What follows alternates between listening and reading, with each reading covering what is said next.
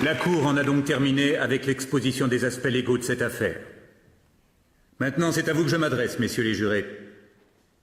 Le meurtre au premier degré, c'est-à-dire l'homicide volontaire avec préméditation, est l'accusation la plus grave qu'une cour puisse porter. Vous avez assisté à tous les témoignages et tous les articles de loi s'appliquant à cette affaire vous ont été lus et expliqués.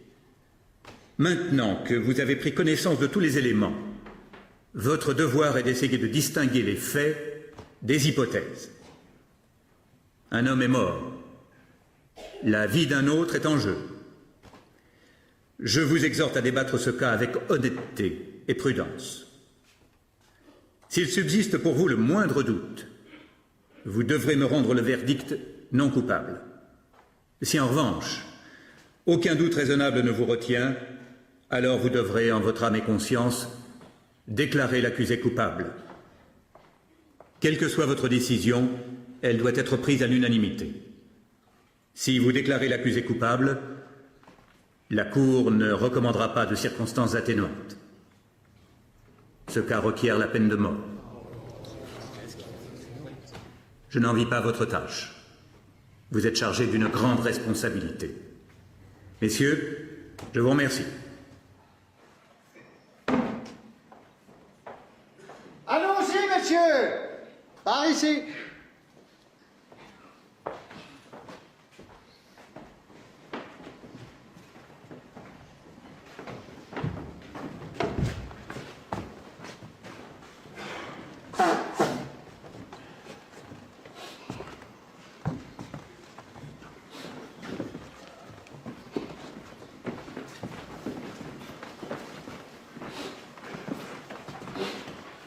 Chewing-gum, ça vous dit?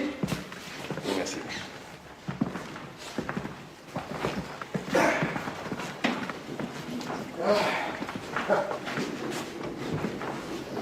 Vous savez, j'ai appelé la météo. Ils m'ont dit que ce serait le jour le plus chaud de l'année. Pour installer la clim dans leur tribunal, là. J'ai failli tourner l'œil, moi. Très bien, messieurs, vous êtes au complet. Si vous avez besoin de quoi que ce soit, vous n'aurez qu'à frapper. Je reste devant la porte.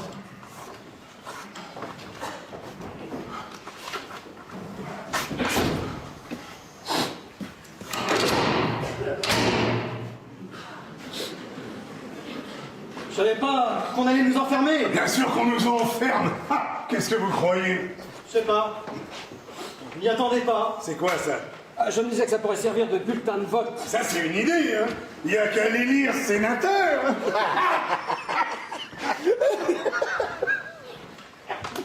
Alors, ça vous a plu? C'est difficile à dire. Oui, c'est assez intéressant, non? Ah bon, vous trouvez? Moi, je tombais de sommeil. Ah oui, mais pour moi, c'était la première fois, vous comprenez? Ah oui. Moi, ça fait plein de fois, oui. Mais j'arrive pas à m'y faire, alors, baratin, c'est vrai, ces avocats, ils n'arrêtent pas de jacasser, même quand l'affaire est claire et nette comme celle-là. Non, mais vous avez vu comment ils parlent pour ne rien dire? Mais il faut bien faire le procès. Oh, mais ça le dit pas, hein. Tout le monde a droit à un procès équitable, c'est la loi, c'est comme ça, moi, j'ai rien contre. Loin de là. Mais je vais vous dire un truc. C'est avant qu'ils fassent du grabuge qu'il faut leur baffer la gueule à tous ces petits salopards. Ça économiserait du temps et de l'argent. Bon, il faudra peut-être commencer. C'est ça, plus tôt on commencera, plus tôt on finira. On n'a pas que ça à faire, hein. Je me disais que ce serait pas plus mal de prendre 5 minutes, il y a encore quelqu'un en toilette. On doit s'asseoir dans l'ordre. Pardon? Je sais pas, je suppose, oui. Oh là là, on a une belle vue ici, hein. Alors, qu'est-ce que vous pensez de tout ça? Moi, ça m'a passionné. Pas un temps mort. Vous avez vu? Ah, quelle chance qu'on ait eu un meurtre. J'avais tellement peur qu'on arrive d'un casse ou d'un vol à la tire, enfin quelque chose comme ça. Ah non, non, parce que ça peut être d'un chiant. C'est l'hôtel de ville, ça, non? Exactement, oui. C'est fou quand même, hein. Je vis ici depuis toujours, j'ai jamais mis les pieds là-dedans. C'est pas vrai, je vous jure, ça fait 3 jours qu'on est là pour ça. Bah, c'est comme pour le couteau, qui peut avaler ça? On n'est pas des demeurés quand De même. toute façon, avec des gens pareils, il n'y a rien de bon à attendre, hein? Vous avez raison. Qu'est-ce qui vous arrive? Vous avez chopé un rhume? C'est rien de le dire, il n'y a pas pire que le rhume d'été. Je sens plus mon nez, non mais sans blague, hein? Je sens plus. Votre klaxon, il marche bien en tout cas. Il ne reste plus qu'à vérifier vos phares. Eh ben tiens, ça marche pas. On devrait écrire au maire. Hein. Cher monsieur Radin. J'ai pas lu le journal ce matin, alors que de neuf. Bon, je jette un coup d'œil sur les nouvelles de la bourse. Ah bon? Oh là là. Alors là, j'y connais rien.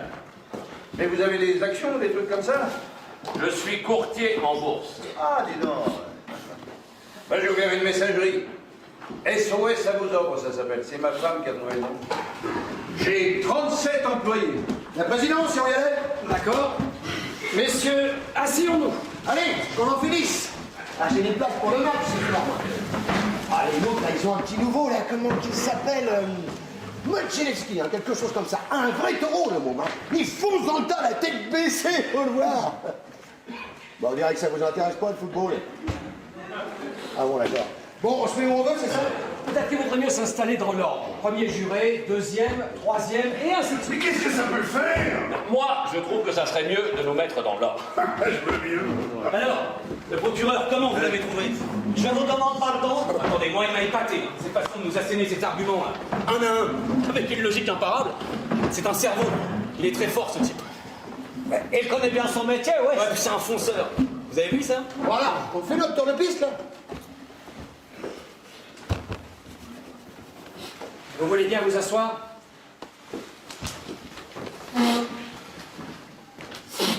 Monsieur Lafenêtre, vous voulez bien nous rejoindre? Excusez-moi.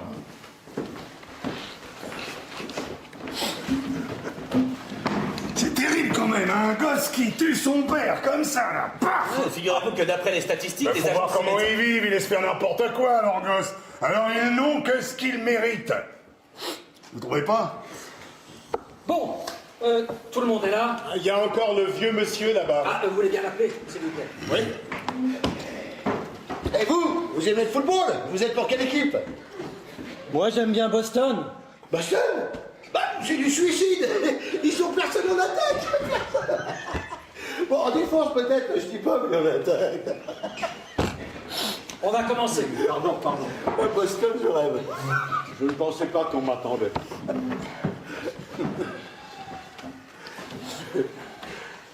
Bon, alors messieurs, je ne sais pas ce que vous en pensez, mais sans vouloir vous imposer une règle quelconque, je propose qu'on discute un peu, et après ça, on votera.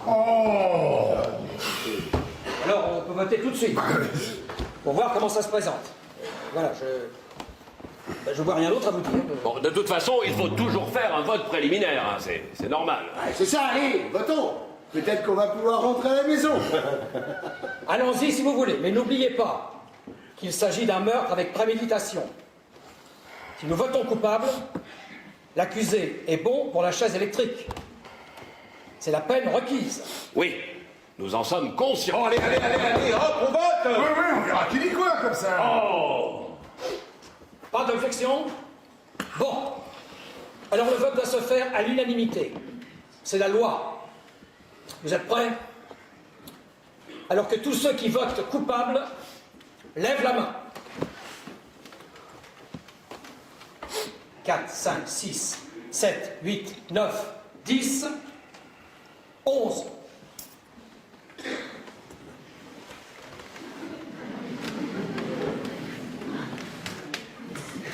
Voix pour coupable. Bon. Non coupable.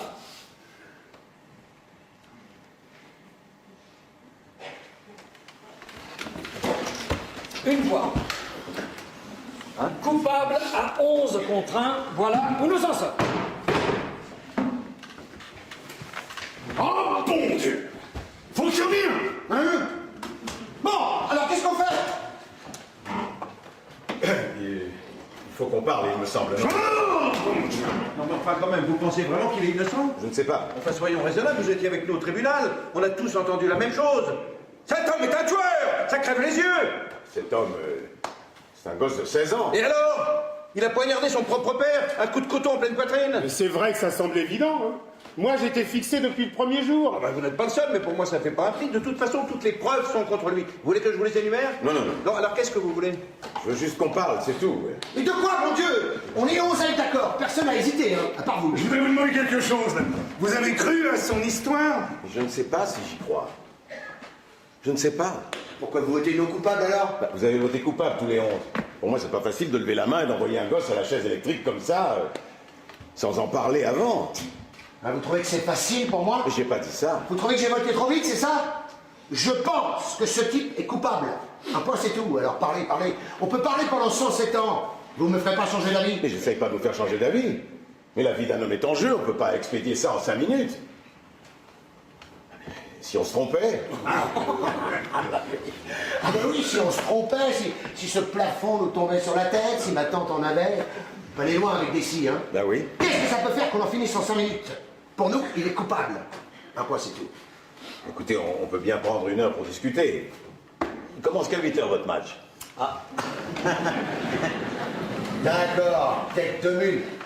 Discutons. Bon, quelqu'un a quelque chose à dire? Non, pas moi. Moi, ça ne me dérange pas du tout de prendre 1 heure pour parler. Chouette, alors moi j'en connais une bonne. C'est une gonzesse qui arrive chez le Toumi, m'a mettre à poil. Écoutez, on n'est pas là pour se raconter des blagues. D'accord. D'accord.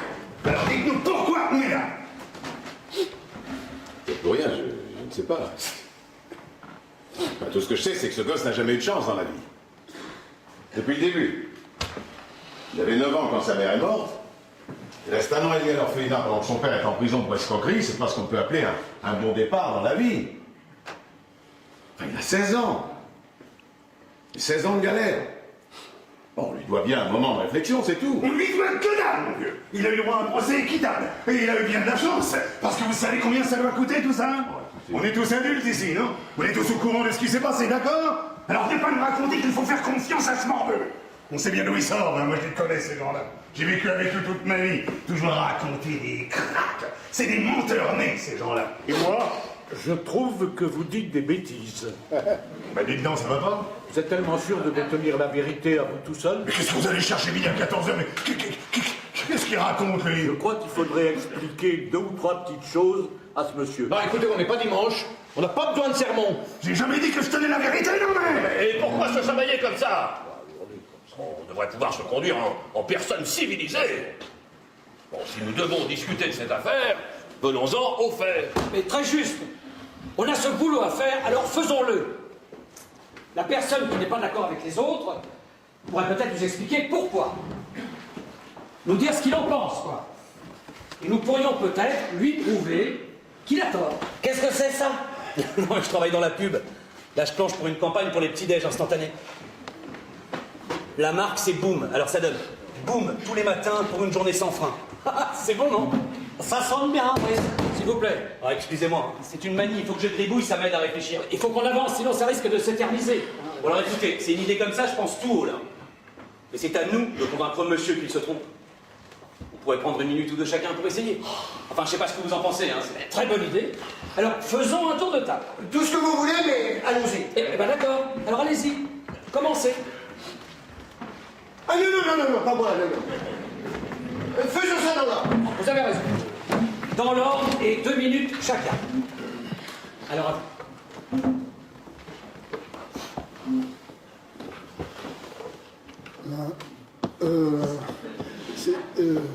C'est dur de trouver les mots, mais enfin, je pense qu'il est coupable, c'est tout. C'est vrai, c'est clair depuis le début. Personne n'a prouvé le contraire. Ah, mais personne n'a approuvé le contraire. C'est à l'accusation d'apporter les preuves à charge. L'accusé n'est même pas obligé de témoigner, enfin c'est ce que dit la Constitution. Vous êtes au courant, non? Bien sûr, oui, je sais ce que c'est que la Constitution, mais enfin, ce type est coupable. Quelqu'un l'a vu. En dehors de toute considération personnelle, voilà ce que je pense, moi, simplement par rapport aux faits.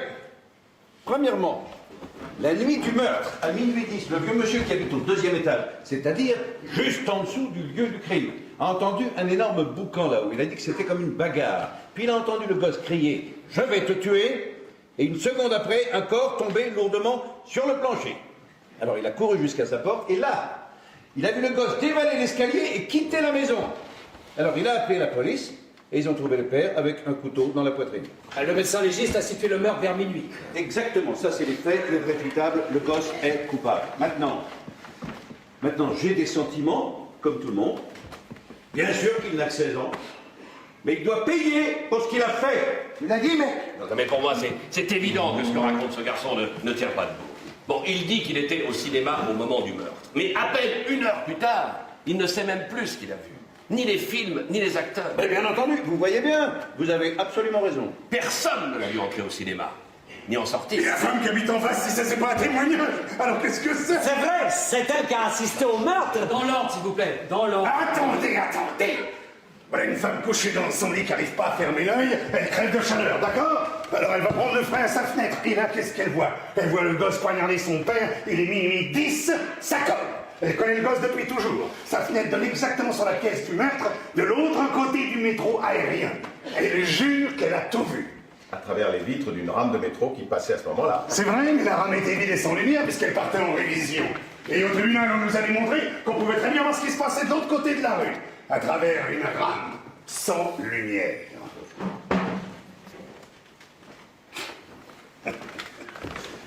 Je peux vous poser une question? Allez-y. Vous dites que le gosse est un menteur, mais la femme, vous la croyez? Elle habite pourtant le même quartier.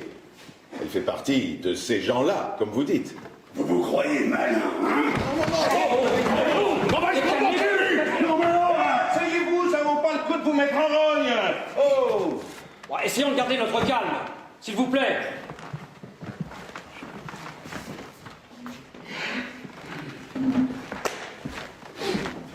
Bon. Alors, à qui le tour? Bah, c'est à lui. Vous avez 2 minutes.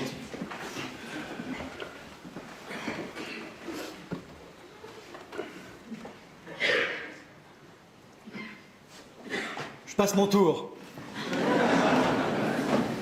C'est votre droit. Alors à vous, monsieur. Je sais pas, moi. J'ai été persuadé assez vite, vous voyez. J'ai cherché quel mobile il avait. C'est capital, ça, parce que sans mobile, il y a... Le témoignage des voisins de palier, ça, c'est très important.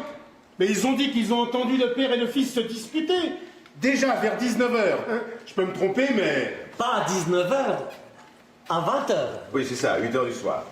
Ils ont entendu une dispute, et sans distinguer les détails. Ensuite, ils ont entendu le père cogner son gosse 2 fois, et finalement, ils ont vu le gosse furieux sortir de la maison. Qu'est-ce que ça prouve? Eh ben, ça prouve ça prouve pas grand-chose précisément. Ça fait partie d'un tout. J'ai pas dit que ça prouvait quoi que ce soit. Hein. Vous dites pourtant que c'est le mobile du meurtre. Oui. C'est aussi ce qu'a dit le procureur, mais moi, j'y crois pas. On l'a tellement cogné, ce gosse, il est blindé. Alors, une baffe de plus, une baffe de moins, c'est pas ce qui va faire de lui un assassin. Ah, mais si c'était 2 baffes de trop, il y a un moment où on ne peut plus encaisser.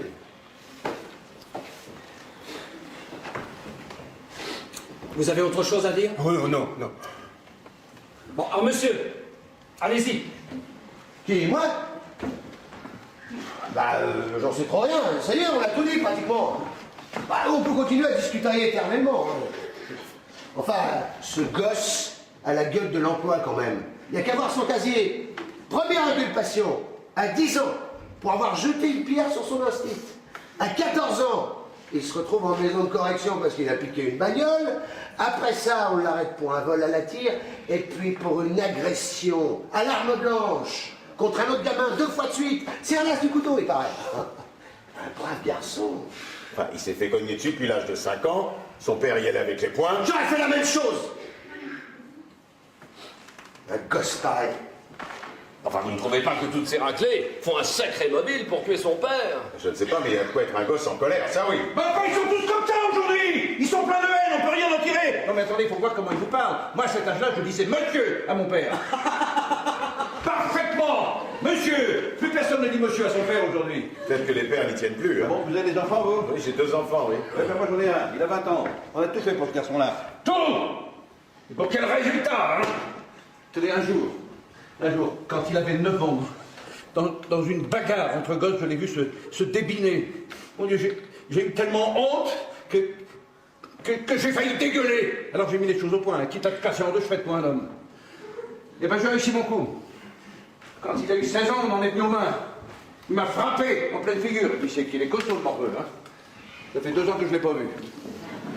Petit salopard. On se saigne aux 80 pour ces mômes, là, puis on se retrouve... Alors, on continue ou quoi? Bon, je crois que nous faisons fausse route.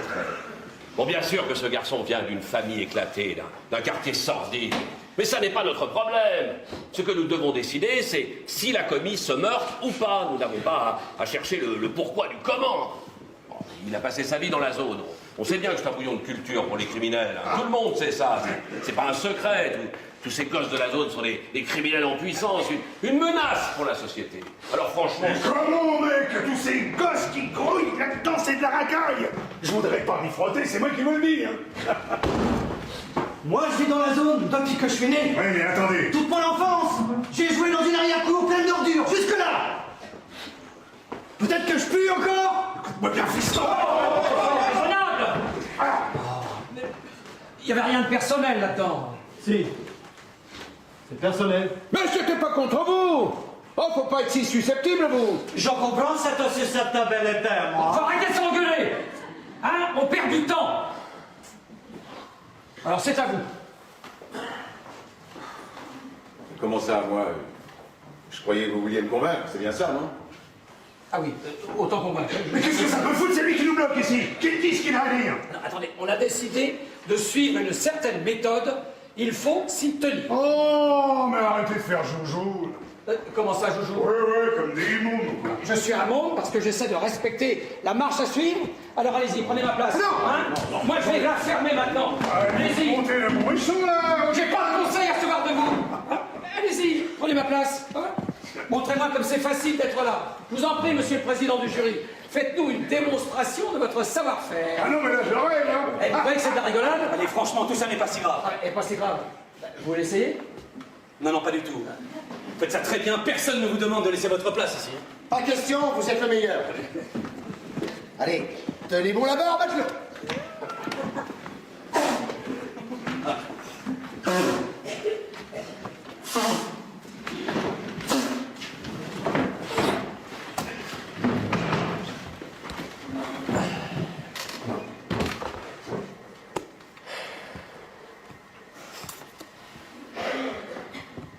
Mais alors, il y a quelqu'un qui m'a causé ou pas, là? Bon. Si vous voulez que je vous dise ce que je pense de tout ça dès maintenant, moi je veux bien. Pour ce que j'en ai à faire, Bon, je n'ai rien d'exceptionnel à dire, je n'en sais pas plus que vous. Selon les témoignages, le gosse a l'air coupable. Peut-être qu'il l'est. Pendant ces 3 jours, assis parmi vous, moi aussi, j'ai entendu les charges sérieuses qui l'accablaient. Et ces charges paraissaient tellement évidentes pour tout le monde que ce procès a commencé à me mettre mal à l'aise. C'est vrai, rien n'est jamais aussi évident. J'avais envie de poser plein de questions, ça n'aurait peut-être rien changé, je ne sais pas, mais j'étais de plus en plus convaincu que l'avocat de la défense ne faisait pas son boulot. Il a laissé passer trop de choses, trop de détails. Quels détails? Ils savent ce qu'ils font, ces gars-là, quand même. S'il y a une question qu'ils ne posent pas, c'est qu'ils connaissent d'avance la réponse et qu'elles risquent de jouer contre leurs clients. Ça se peut, un avocat stupide, ça existe aussi, hein. Vous connaissez mon beau-frère? À la place du gosse, j'aurais demandé à notre avocat. Ah oui? Écoutez, si ma vie était en jeu, ce que j'attendais de mon avocat, c'est qu'il se batte, qu'il mette en pièces les témoignages contre moi, enfin qu'il essaye du moins. Par exemple, ce soi-disant témoin oculaire, et cette autre personne qui prétend avoir entendu la scène du meurtre et avoir vu le gosse filer tout de suite après. En dehors de quelques preuves indirectes, ces 2 témoins sont les seuls atouts de l'accusation, au fond. Et s'il s'était trompé? Non mais attendez, là, comment ça, s'il s'était trompé? À quoi ça sert, les témoins, alors? Non mais est-ce qu'ils auraient pu se tromper? Ils ont témoigné sur serment. Où vous voulez en venir, là? Ce sont des êtres humains comme les autres, l'erreur est humaine. Est-ce qu'ils auraient pu se tromper? Non. Enfin, non, je crois pas. Vous êtes sûr de ça? Personne ne peut être sûr de ça à 100%. Hein. Je suis bien d'accord avec vous. Bon, soyons sérieux, quoi. Et le cran d'arrêt qu'on a trouvé planté dans la poitrine du père, qu'est-ce que vous en faites? Alors, Non, attendez. On devrait... parce que certains n'ont encore rien dit. Alors peut-être que... Mais personne ne les empêche de parler! Oh, calmez-vous un peu, vous! Bon alors, et ce couteau? Le charmant Bamba a admis d'avoir acheté le soir même du crime. Qu'est-ce que vous dites de ça? ce que j'en dis. Oui? Président, qu'on nous apporte ce couteau, j'aimerais bien voir encore une fois. Attendez. On a déjà vu des tas de fois ce couteau, je vois pas pourquoi il faudrait le regarder encore. Président, s'il vous plaît.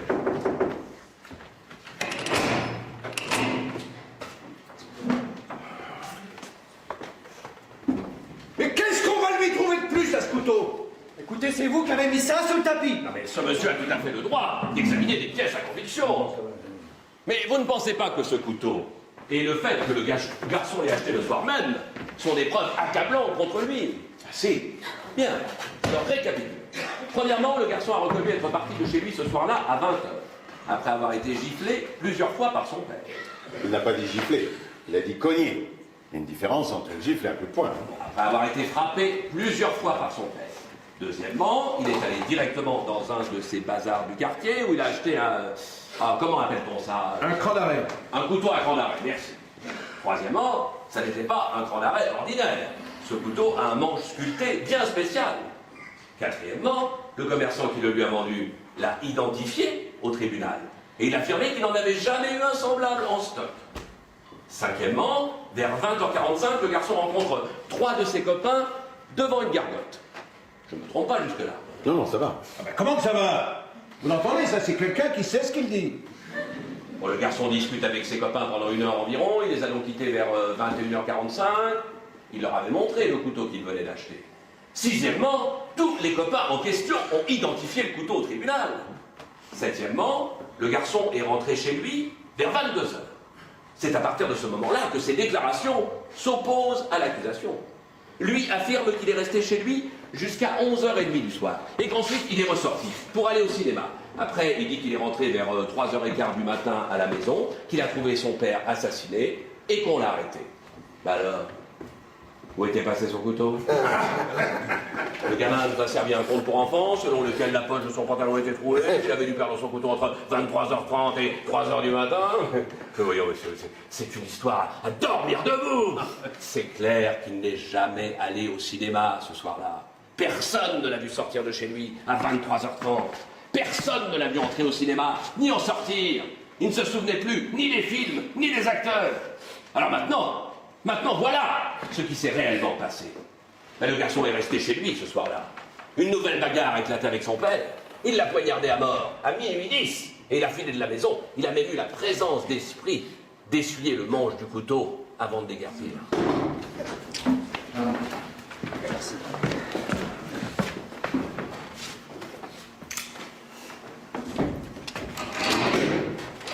Ce couteau a été identifié comme étant l'arme du crime. Alors maintenant, vous allez me dire que le gamin a vraiment perdu son couteau? Que quelqu'un l'a ramassé dans la rue et qu'il est allé trucider le père comme ça pour plaisanter?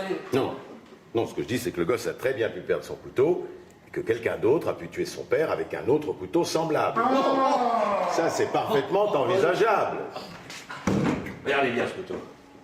J'en ai jamais vu de pareil. Le commerçant qui l'a vendu non plus. Comment pouvez-vous nous demander de croire l'incroyable? Mais je ne vous demande rien. Je dis que c'est possible. Et moi, je vous dis que ce n'est pas possible.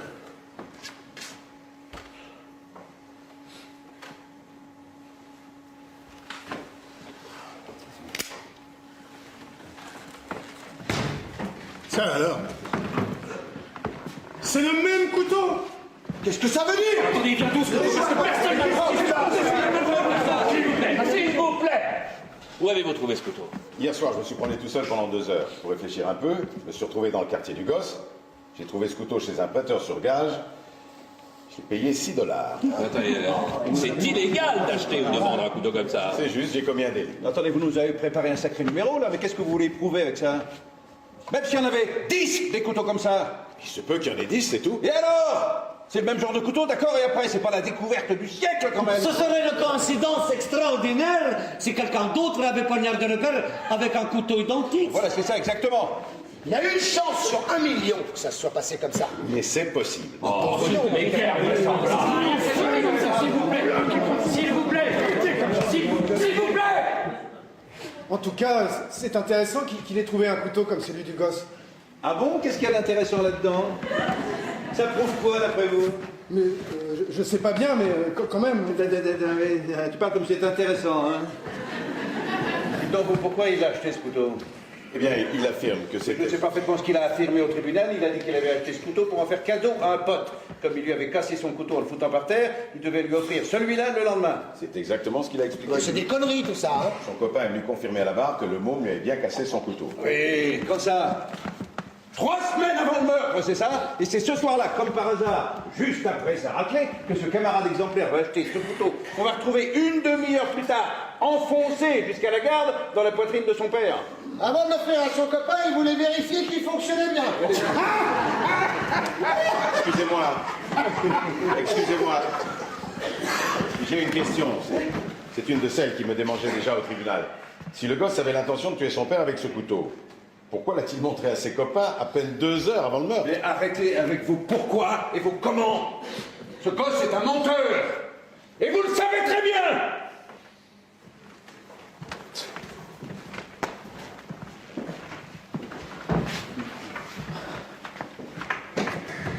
Peut-être qu'il ment, oui. Vous voyez qu'il ment. Alors là, c'est la question la plus bête que j'ai entendue. Bien sûr qu'il ment. Et vous, monsieur?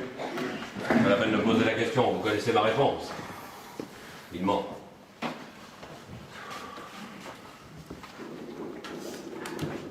Vous aussi, vous croyez qu'il ment?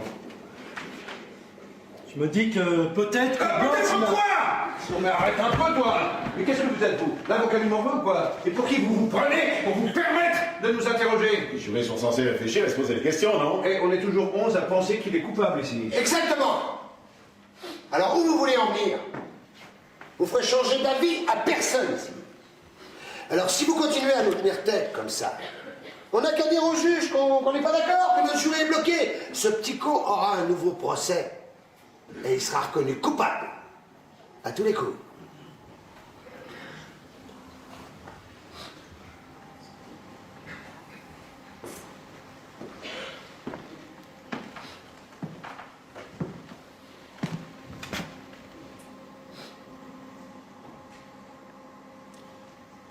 Vous avez sans doute raison.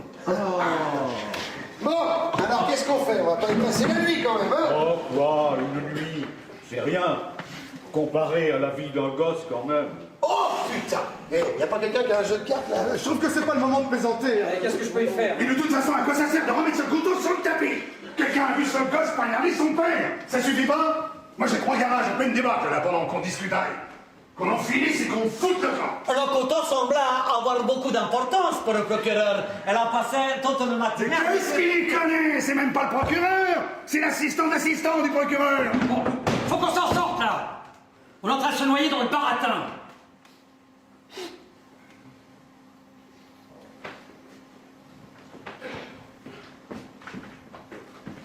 Alors, où en êtes-vous? Vous vous retrouvez tout seul, mon vieux. J'ai une proposition à vous faire. Je voudrais qu'on vote encore une fois. Mais un vote secret cette fois-ci. Moi, je vais m'abstenir. Si vous 11 persistez à voter coupable, je m'inclinerai et on pourra annoncer au juge que nous avons voté coupable à l'unanimité. Mais si un seul d'entre vous a changé d'avis, alors il faudra rester pour éclaircir cette affaire jusqu'au bout. Voilà. Si vous êtes d'accord avec ça, moi je suis prêt à vous suivre. Enfin, vous êtes devenu raisonnable. Allez, ça marche. Bon, alors on y va. Ça me paraît honnête. Pas d'objection? Bon, voilà des bulletins de vote pour tout le monde.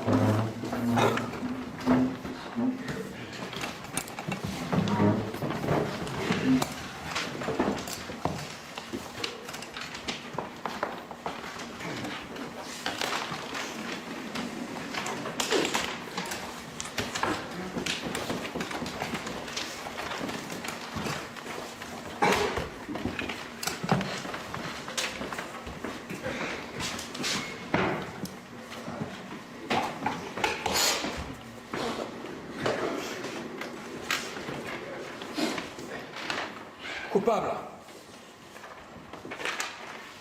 Coupable. Coupable. Coupable.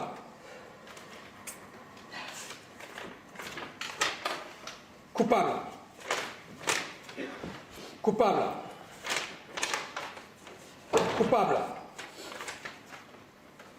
Coupable. Coupable. Non coupable.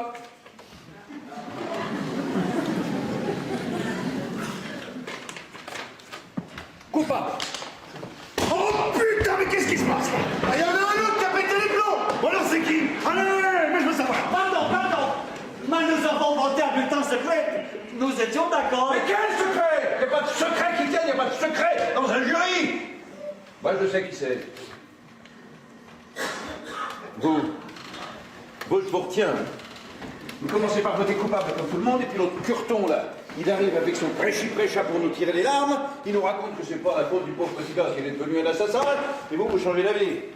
Ça me rend malade. Pourquoi vous faites pas une quête pour lui tant que vous y êtes Attention, il n'est pas en parler sur ce ton. Laissez-moi. De quel droit il parle comme ça? Calmez-vous. Se prend pour qui, lui? Vous avez vu ça?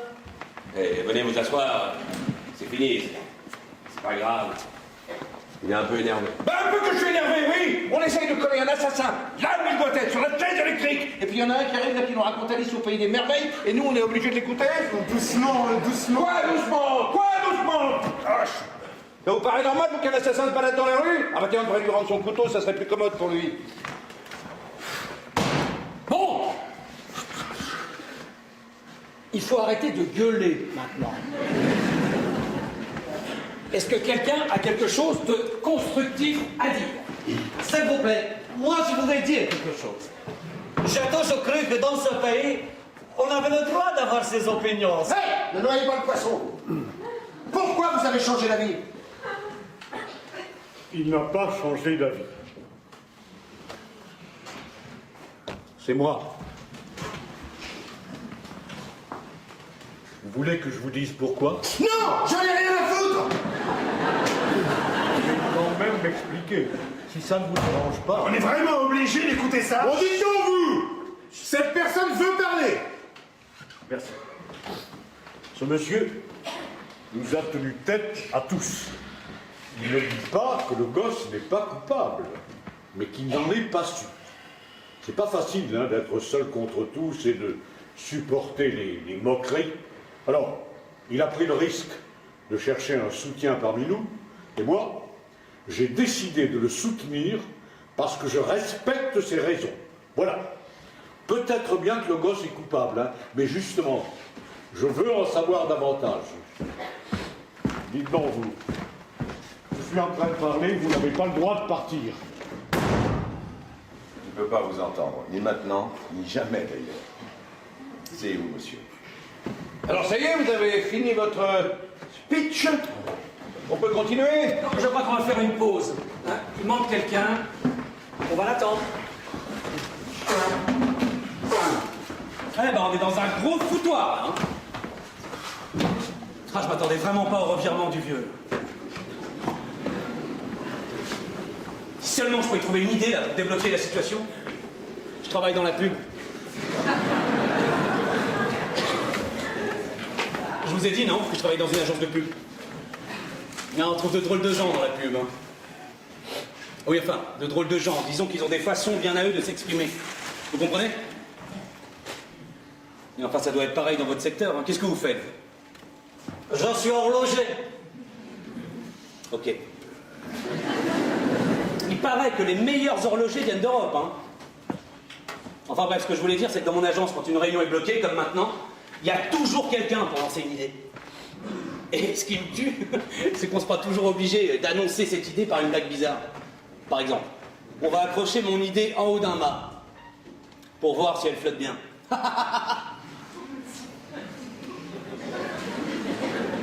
Ou alors, envoyons l'idée au casino. On verra si elle fait sauter la banque.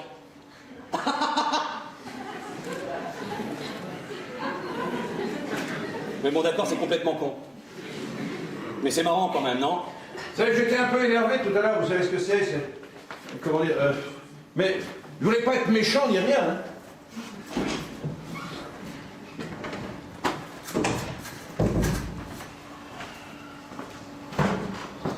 Vous êtes représentant de commerce? Je suis architecte. Ah, est-ce que vous en connaissez un rayon pour vendre un truc, hein? Ah, la manière douce, ça marche, c'est un chapeau. Rien à dire. Ah, moi, je m'y prends autrement. Je raconte une blague, j'offre un coup à boire, ils ont pas le temps de dire ouf. L'année dernière, j'ai vendu pour 100 000 $ de confiture d'orange. Pas mal, hein? Pour de la confiture. Qu'est-ce que ça te rapporte, tout ça, mon pote? Ça te fait bander.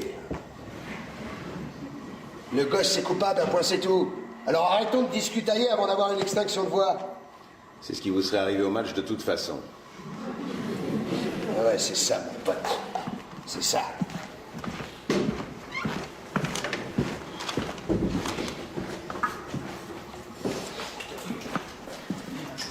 Eh, quelle brochette, hein? Les gens comme tout le monde, vous savez. La grande gueule là-bas, hein? Celui qui a parlé de son fils tout à l'heure, c'était drôlement gênant. Hein. Je savais plus où me fourrer, moi. C'est vrai, oui. Oh, quelle journée. Vous croyez qu'on en a pour longtemps encore? Je sais pas. Moi, je suis sûr qu'il est coupable, hein. Il n'y a aucun doute là-dessus. On aurait déjà dû en finir. Mais après tout, je m'en fiche, c'est moins dur que de bosser, alors. Vous pensez qu'il est innocent? Je ne sais pas, mais c'est possible, oui. Bah, on se connaît pas, mais je parie que c'est la plus grosse erreur de votre vie. Hein. Mais vous devriez laisser tomber, vous perdez votre temps. Mais essayez de penser que c'est vous l'accusé. Oh, je pense pas, moi, j'ai pas l'habitude. Hein. Bah, je suis qu'un ouvrier, moi, c'est mon patron qui pense. Hein. Bon, bah, pour une fois, je vais m'y mettre, alors. Disons que vous arrivez à nous faire tous changer d'avis, on le laisse filer, et en fait, c'est lui qui a tué son père. Bah, qu'est-ce que vous pensez de ça?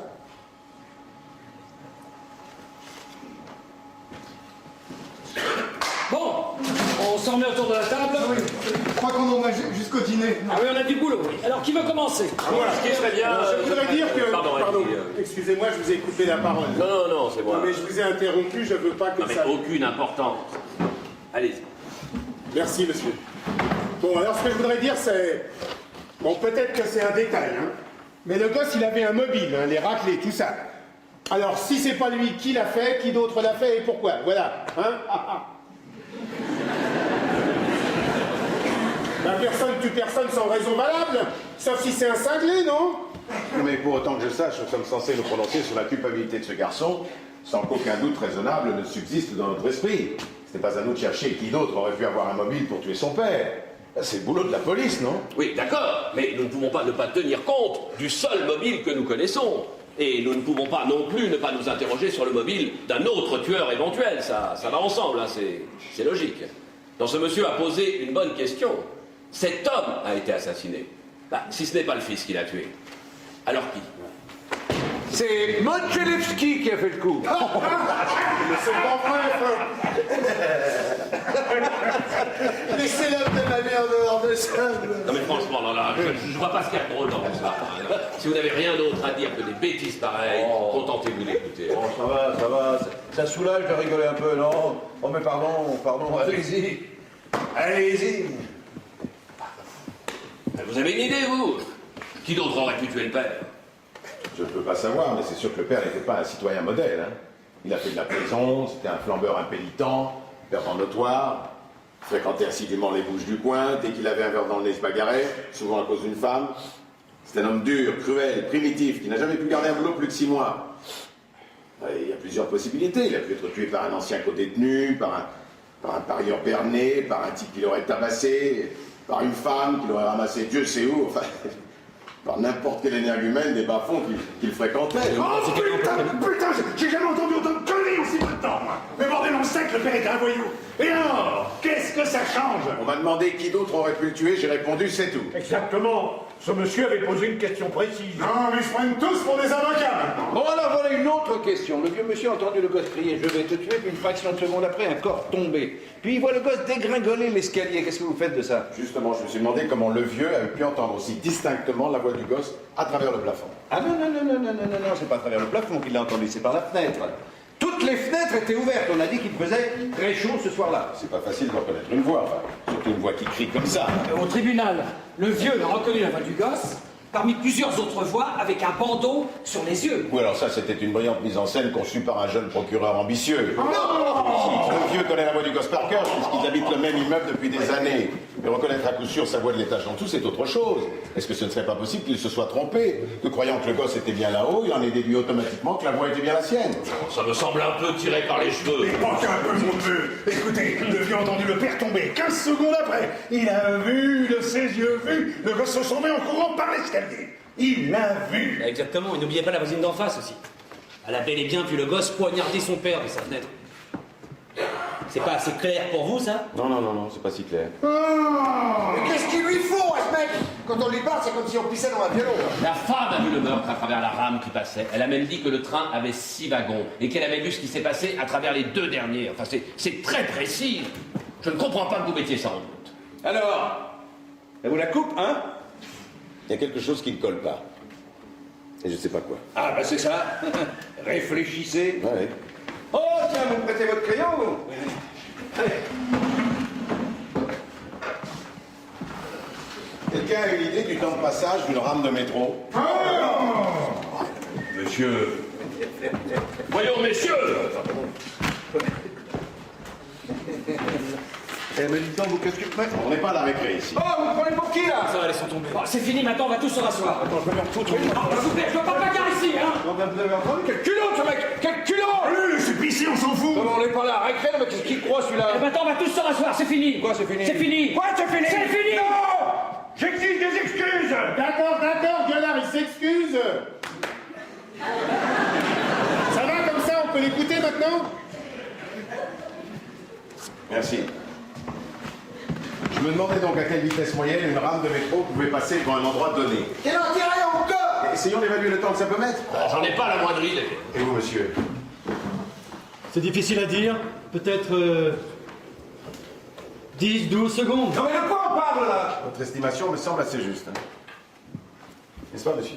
Ça me semble correct. Bon, alors c'est fini, les finettes. Et vous, monsieur, qu'est-ce que vous en pensez? Oui, je dirais 10 secondes à peu près. Bon, d'accord, alors disons 10 secondes, mais où voulez-vous en venir? Voilà, disons que la rame de métro de 6 wagons met 10 secondes pour passer dans la fenêtre du meurtre. Quand on se penche par cette fenêtre, on peut presque toucher la structure métallique du métro aérien, d'accord? Exactement. Bien, est-ce que l'un d'entre vous a déjà habité un appartement le long du métro aérien? Moi, je suis peintre en bâtiment. Je viens de finir un appartement comme ça il y a à peine 3 jours. Alors, c'était comment? C'était comment quoi? C'était bruyant, non? Ça, oh, c'est peu de le dire, hein. Mais c'est pas grave parce que dans notre branche, on est tous déjà un peu sonnés, alors. Moi, j'ai vécu à une époque dans un appartement comme celui-là, au 2e étage, au bord du métro aérien. Fenêtres ouvertes, quand la rame passe, c'est intenable, on ne s'entend plus penser. Bon, ça va, on a compris, après. J'y viens. Nous avons 2 témoignages bien distincts, essayons de les comparer. D'une part, le vieillard d'en dessous affirme qu'il a entendu le gosse crier « Je vais te tuer » et encore tomber tout de suite après, une fraction de seconde plus tard, c'est ça? Oui, c'est ça. Bien. D'autre part, la voisine d'en face dit qu'elle était à sa fenêtre et qu'elle a vu le meurtre à travers les 2 derniers wagons de la rame qui passait. C'est bien ce qu'elle a dit? Les 2 derniers wagons. Oui, alors? On est d'accord pour dire que la rame met 10 secondes pour passer devant chez elle. Elle dit qu'elle était à sa fenêtre et qu'elle a vu le meurtre à travers les 2 derniers wagons. Ça veut dire qu'on peut considérer que le corps est tombé immédiatement après le passage du dernier wagon. Par conséquent, la rame passait devant chez le vieux au moment où il prétend avoir entendu la voix du gosse. Comment a-t-il pu entendre quoi que ce soit dans ce vacarme? Non, mais attends, c'est complètement idiot. Bien sûr qu'il l'a entendu. Vous en êtes si sûr? Le vieux a dit qu'il avait entendu le gosse gueuler. Ça me suffit. On va supposer qu'il ait entendu quoi que ce soit. Comment a-t-il pu reconnaître la voix du gosse à travers le boucan du métro? Oui, mais vous chinoisez avec vos fractions de seconde. On ne peut pas demander des précisions pareilles à un témoin. Si, on peut attendre des précisions pareilles de la part d'un témoin quand il s'agit d'envoyer quelqu'un sur la chaise électrique.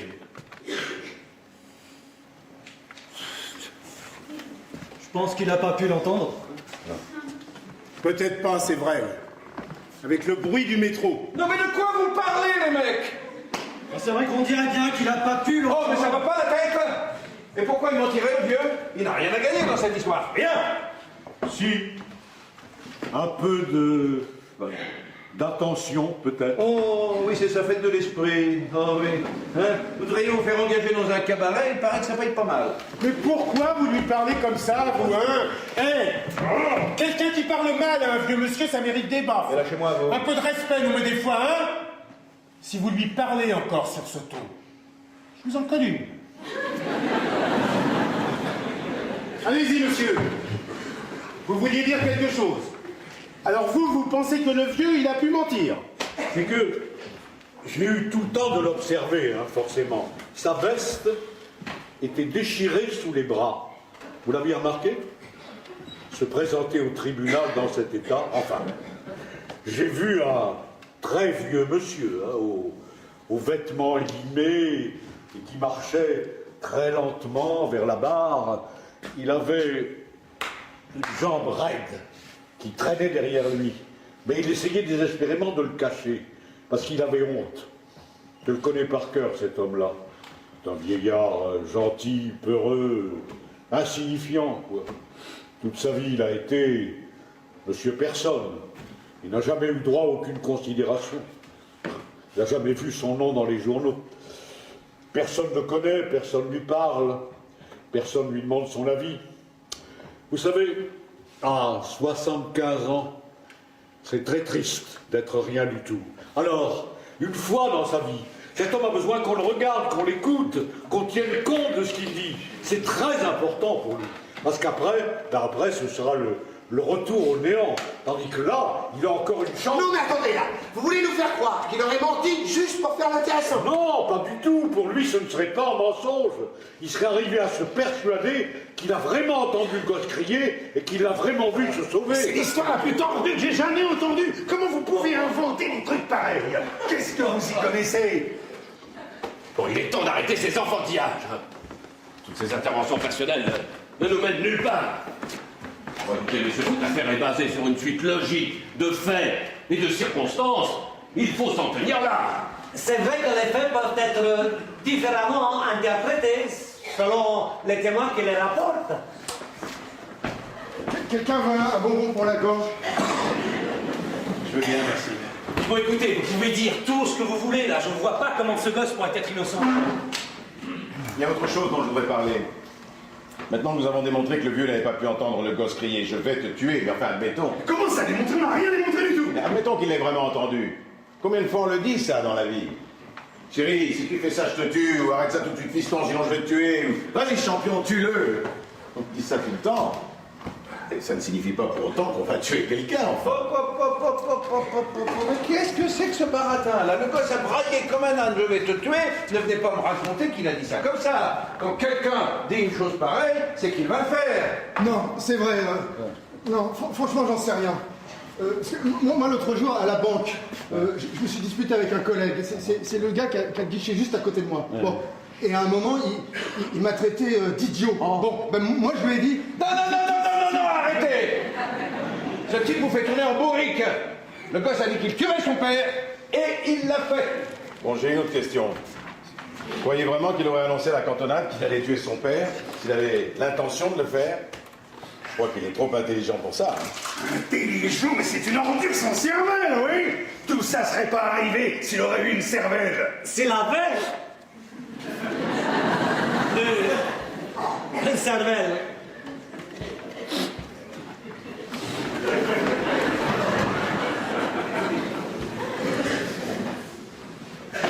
Je voudrais changer mon vote. Je dis non coupable. C'est une blague! Non, vous m'avez bien entendu.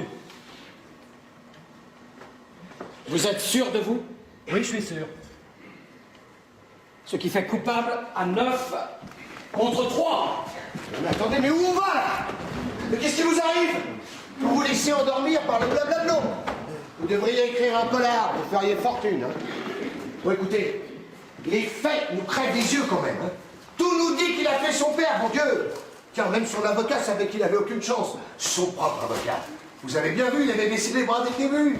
Ce ne serait pas la première fois qu'une série de faits accuse quelqu'un et qu'on apprenne des années plus tard qu'un autre a avoué son crime. C'est pas à vous que je parle, c'est à lui. Putain, c'est pas possible ce mec. Bon, dites-moi, le gosse, il avait bien un avocat.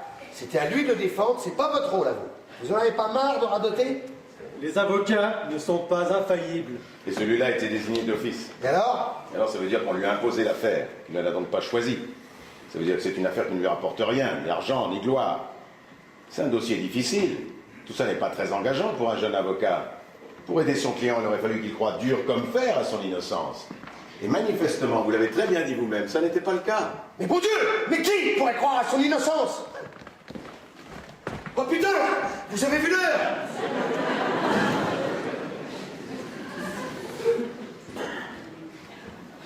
Mais c'est pas vrai?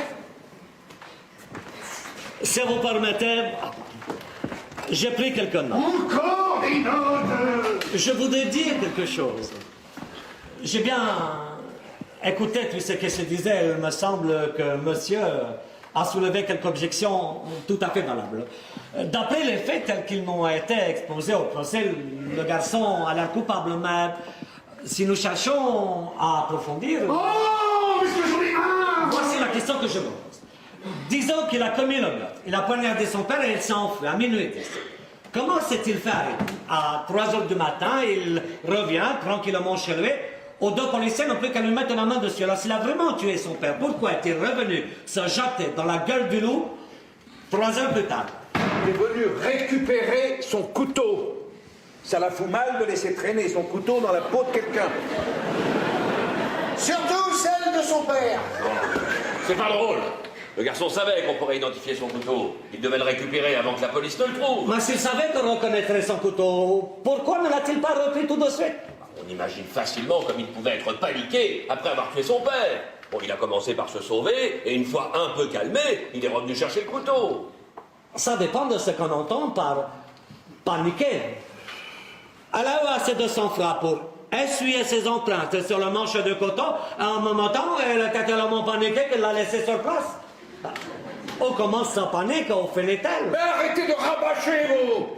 Le gosse est rentré chez lui pour reprendre son couteau et c'est marre. 3 heures plus tard? C'est ça, 3 heures plus tard. Et à la place du gosse, si j'avais tué mon père, je ne serais pas rentré à la maison 3 heures après.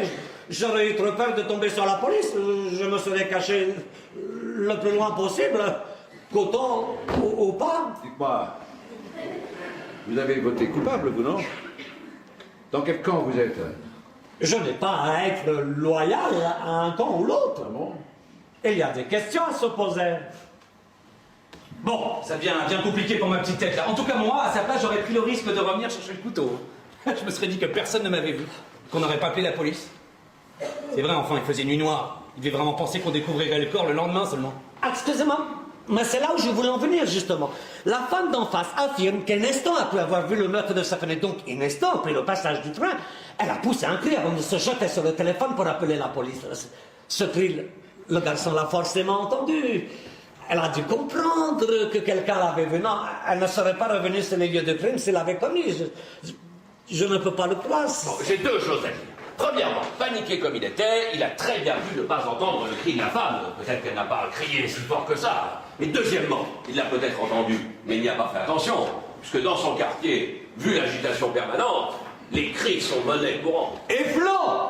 Là voilà votre réponse. Bon, ça se peut bien. Peut-être qu'il a tué son père, il a entendu la femme crier, qu'il a filé en pleine panique, il s'est calmé 3 heures plus tard et qu'il est revenu chercher son couteau au risque de se faire arrêter.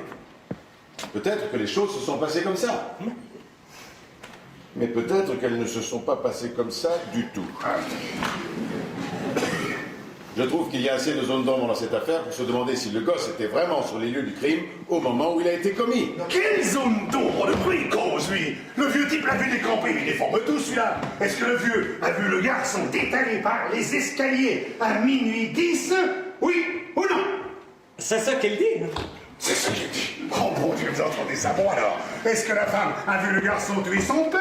Oui ou non? C'est ce qu'elle dit? Vous faites comme si les témoins disaient n'importe quoi, vous croyez que ce qui vous arrange? Mais qu'est-ce que c'est que ces façons de faire? Ils viennent témoigner pourquoi, les témoins? Pour faire un tour en ville?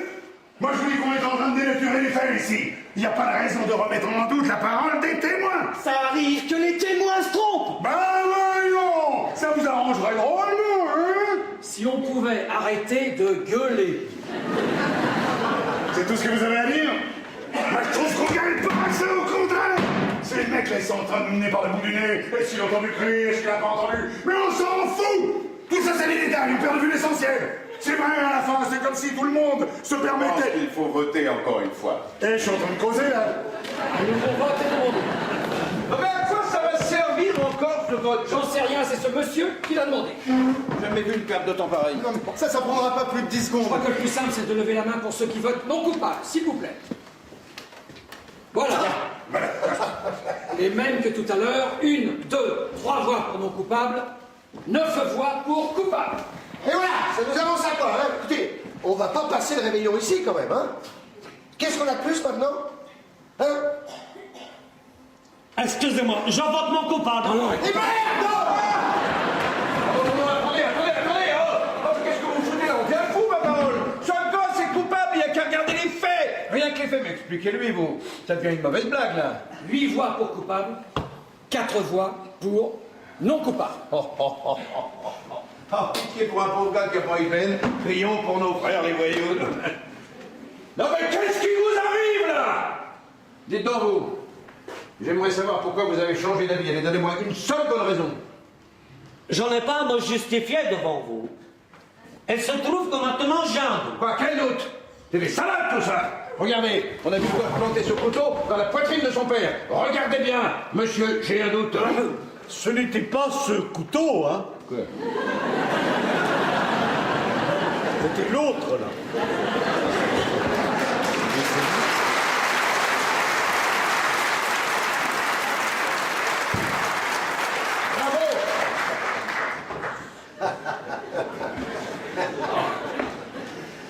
C'est quand même dingue ça, hein. Vous êtes là, si tranquillement, à nous sortir des histoires de votre chapeau, là. Mais pourquoi on vous croirait? On aurait vu de nos yeux Lamotta écraser Cerdan et ce mec serait capable de nous démontrer que c'est Cerdan qui a gagné. Par exemple, le témoignage du vieux. Vous voulez nous faire croire qu'il s'est pas levé de son lit?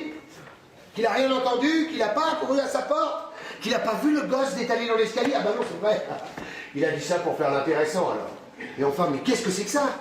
Attendez. Attention, il y a le fan de Boston qui veut causer. Encore un qui va nous dire que les vessies, c'est des lanternes.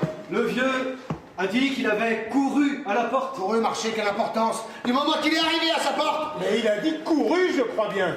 Je ne me souviens pas de ce qu'il a dit, mais il n'a pas pu courir, ça c'est sûr. Mais le vieux a dit qu'il est allé de son lit jusqu'à la porte. Ça ne suffit pas? Mais attendez, où se trouve sa chambre déjà? Au bout du vestibule, je croyais que vous saviez tout. Vous avez oublié ça? Ben oui. Président, est-ce que je peux examiner le plan de l'appartement, s'il vous plaît? Président, il a qu'à leur demander de recommencer tout le procès, hein, ça vous rafraîchira les idées. Président, s'il vous plaît. Je vous ai entendu.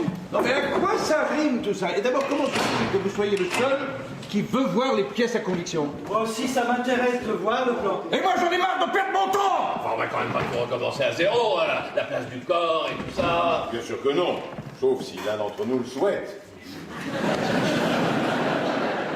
Non, je veux juste vérifier si un vieil homme qui a une chambrette et qui a fait un infarctus l'année dernière peut aller de son lit à la porte d'entrée en 15 secondes. Non, il a dit 20 secondes. Non, 15. Non, je voulais que c'était 20. Vous n'avez pas déformé ça encore? Il a dit 15 secondes. Non, mais comment pouvait-il savoir si ça faisait 15 secondes? C'est pas facile de se rendre compte. Mais il a beaucoup insisté là-dessus. 15 secondes. Enfin, c'est un vieillard, vous avez bien vu, c'est plus ce qu'il dit. Comment il pourrait savoir quoi se passe?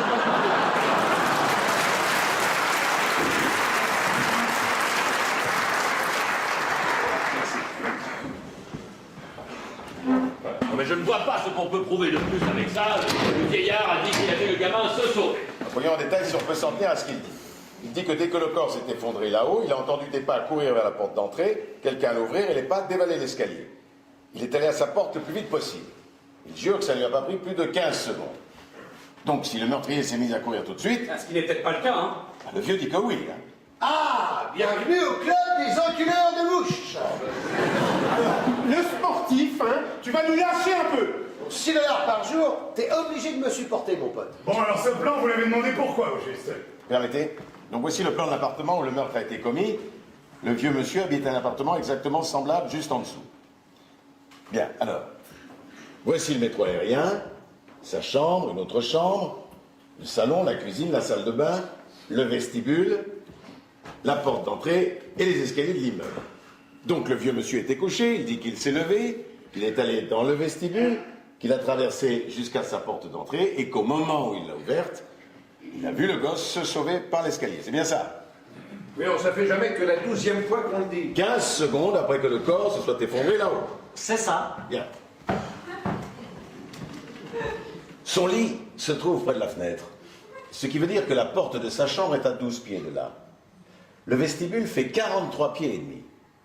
Il aurait donc fallu qu'il se lève, qu'il parcourt les 12 pieds jusqu'à la porte de sa chambre, qu'il l'ouvre, qu'il marche encore 43 pieds et demi jusqu'à sa porte palière, qu'il l'ouvre également, le tout en 15 secondes.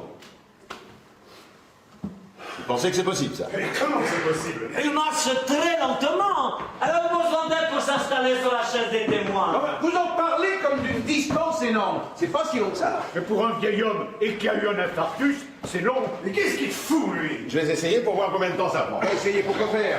Si l'avocat du gosse n'en a pas parlé, c'est que c'était pas important. Peut-être qu'il n'y a pas pensé, c'est tout. Vous prenez cet avocat pour un imbécile ou quoi? S'il a pas pensé à ça, à quoi il a pensé alors? Et vous? Vous aviez pensé à ça, vous? Le gros malin, on s'en fout de ce que je pense. C'est pas si fort, pas si fort. hein. S'il n'en a pas parlé, l'avocat, c'est qu'il savait très bien que ça pouvait nuire à son client. C'est pas plus compliqué que ça. S'il vous plaît. Non, mais peut-être qu'il craignait d'agresser ou de tourmenter un vieillard sans défense, le genre de choses qui choquent les jurés, donc les avocats évitent de le faire, c'est tout. Si c'est ça, c'est un sacré minable, ce mec-là. C'est ce que je me demande.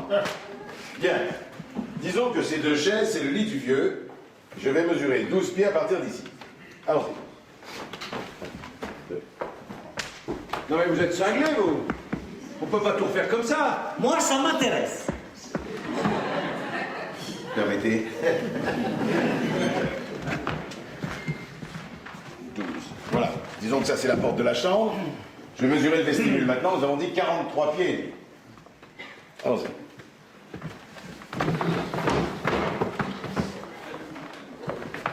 Non, mais on devient complètement barjot, là.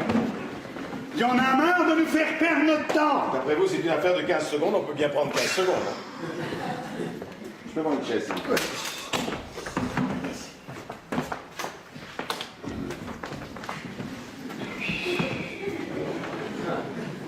5, 6, 7, 38, 39, 40, 41, 42, 43 et demi. Je peux avoir une autre chaise? Oui.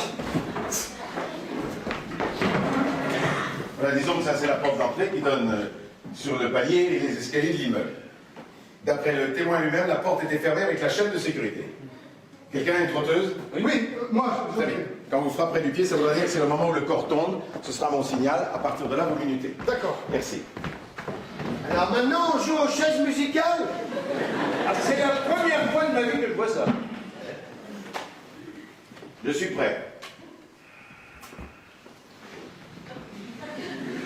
Eh ben, allons-y, mon Dieu. J'attends que la trotteuse soit sur 60.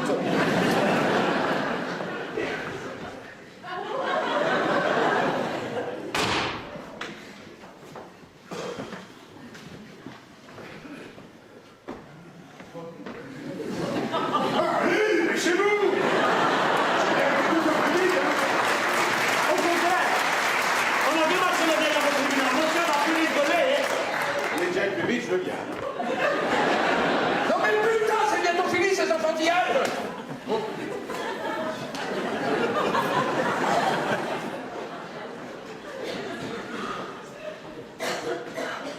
Stop. D'accord. Ça fait 15, 30, 40, 42 secondes exactement. 42 secondes. À mon avis, voilà ce qui s'est passé. Le vieux avait entendu le gosse et son père se disputer quelques heures plus tôt. Après, il est couché quand il entend le corps tomber là-haut et la femme d'en face crier. Alors il se lève. Il essaye d'atteindre la porte d'entrée. Sur son chemin, il entend quelqu'un dévaler l'escalier. Automatiquement, il en déduit que c'est le gosse. Ça se peut, ça. Voilà. Automatiquement, il en déduit. Non, attendez, je vais vous dire un truc. Hein. Moi, des coups de bluff, j'en ai vu et entendu dans ma vie, mais alors ça, c'est le pompon.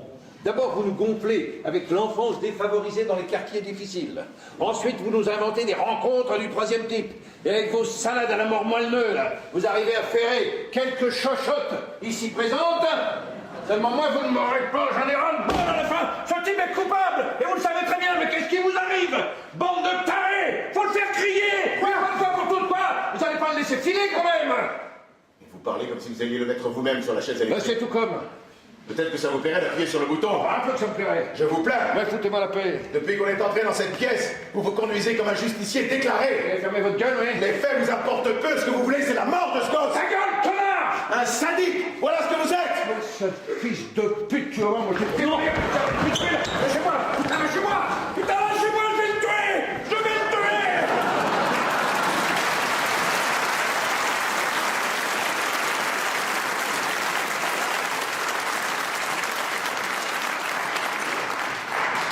Vous ne voulez pas dire que vous allez vraiment me tuer, n'est-ce pas?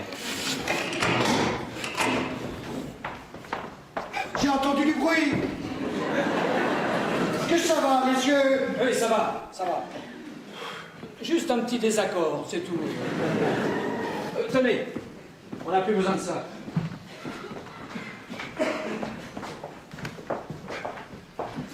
Mais quoi, vous voulez ma photo?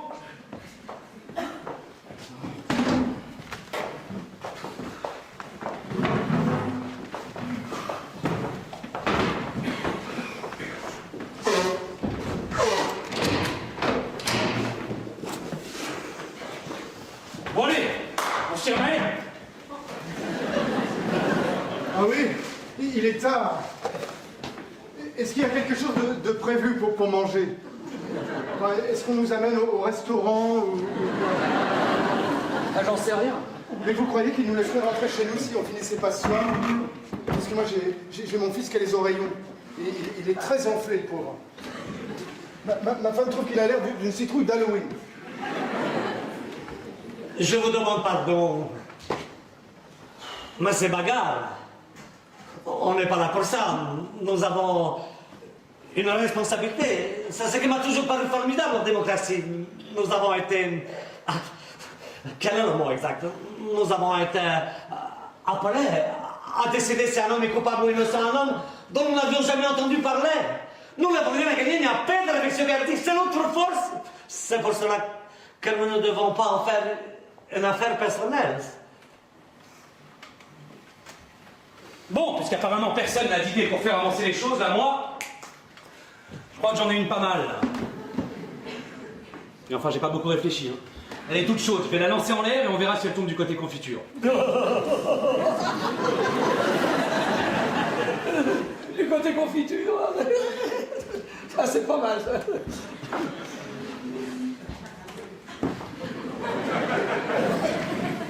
Elle était pas si bonne que ça.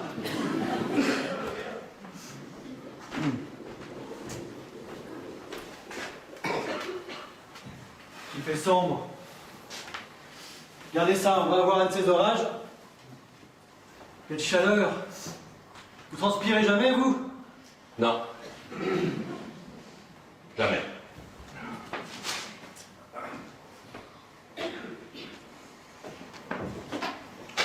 Dites, vous croyez pas qu'on devrait revoter? Et roulez jeunesse, et après ça, apéro, amuse-gueule et musique dansante. Monsieur le Président! Moi, je veux bien. Pas d'objection. Moi, je dis qu'il faut voter ouvert. À voix haute. Comme ça, on sait exactement qui pense quoi. Ça me paraît bien. Pas d'objection? Non. Bon. Au dernier vote, on en était à coupable par 8 voix contre 4. Alors, je vais vous appeler un à un par vos numéros de jurés. Moi, je vote coupable. Numéro 2. Non coupable. Numéro 3. Coupable. Numéro 4. Coupable. Numéro 5. Non coupable. Numéro 6. Non coupable. Numéro 7. Coupable? Numéro 8. Non coupable. Numéro 9. Non coupable. Numéro 10. Coupable! Numéro 11. Non coupable. Numéro 12. Coupable. 6 à 6. Et voilà, on est bon pour les prolongations. 6 à 6. Non mais il y en a qui débloquent à plein tube ici. Tout ça pour ce petit con?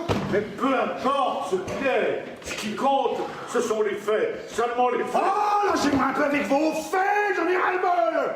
On en fait ce qu'on en veut des faits, si vous voyez ce que je veux dire. Justement, c'est ce que ce monsieur se tue à vous dire. Et vous n'arrêtez pas de gueuler. Si j'avais quelques avec moi, je lui foute. Monsieur! Monsieur! Monsieur!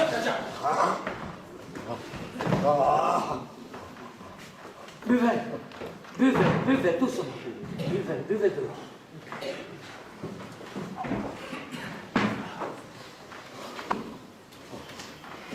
Il va pleuvoir.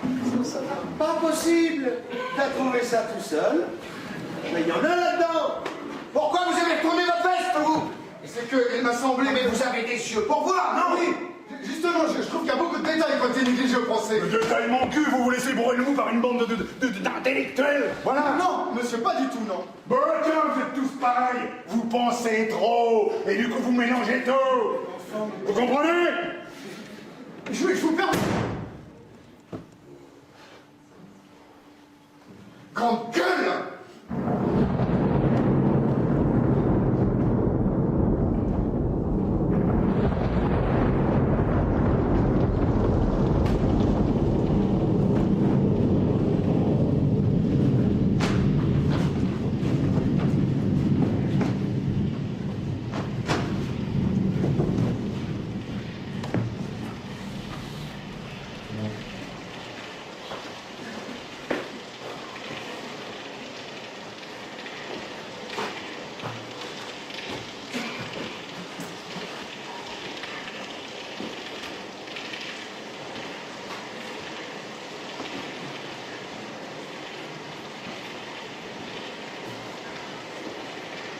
Quel déluge!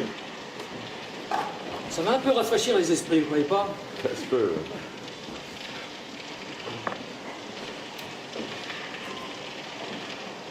Qu'est-ce qui tombe? Ça me rappelle l'orage qu'on a eu en novembre au beau milieu d'un match. Les autres menaient 7-6, mais nous, on était bien groupés et on fonce dans le tas. On j'oublierai jamais ça. On avait un ailier, Slattery, il s'appelait, un boulet de canon, ce gars-là. Ah, j'aimerais bien trouver d'autres comme lui. Hein. Je vous l'ai pas dit, je suis prof de gym. Je m'occupe de l'équipe de foot du lycée Roosevelt. Donc, mes petits gars, ils avançaient bien. Et les autres, ils savaient plus donner de la tête avec le Slattery. Et quand tout d'un coup, l'orage éclate. Une pluie, on ne voyait plus au travers. Bon, en 2 minutes, on était dans la bouche jusqu'aux fesses. On est obligé d'arrêter là. Ah, je vous jure, j'en pleurais presque. Président, on pourrait pas nous brancher le ventilo, là?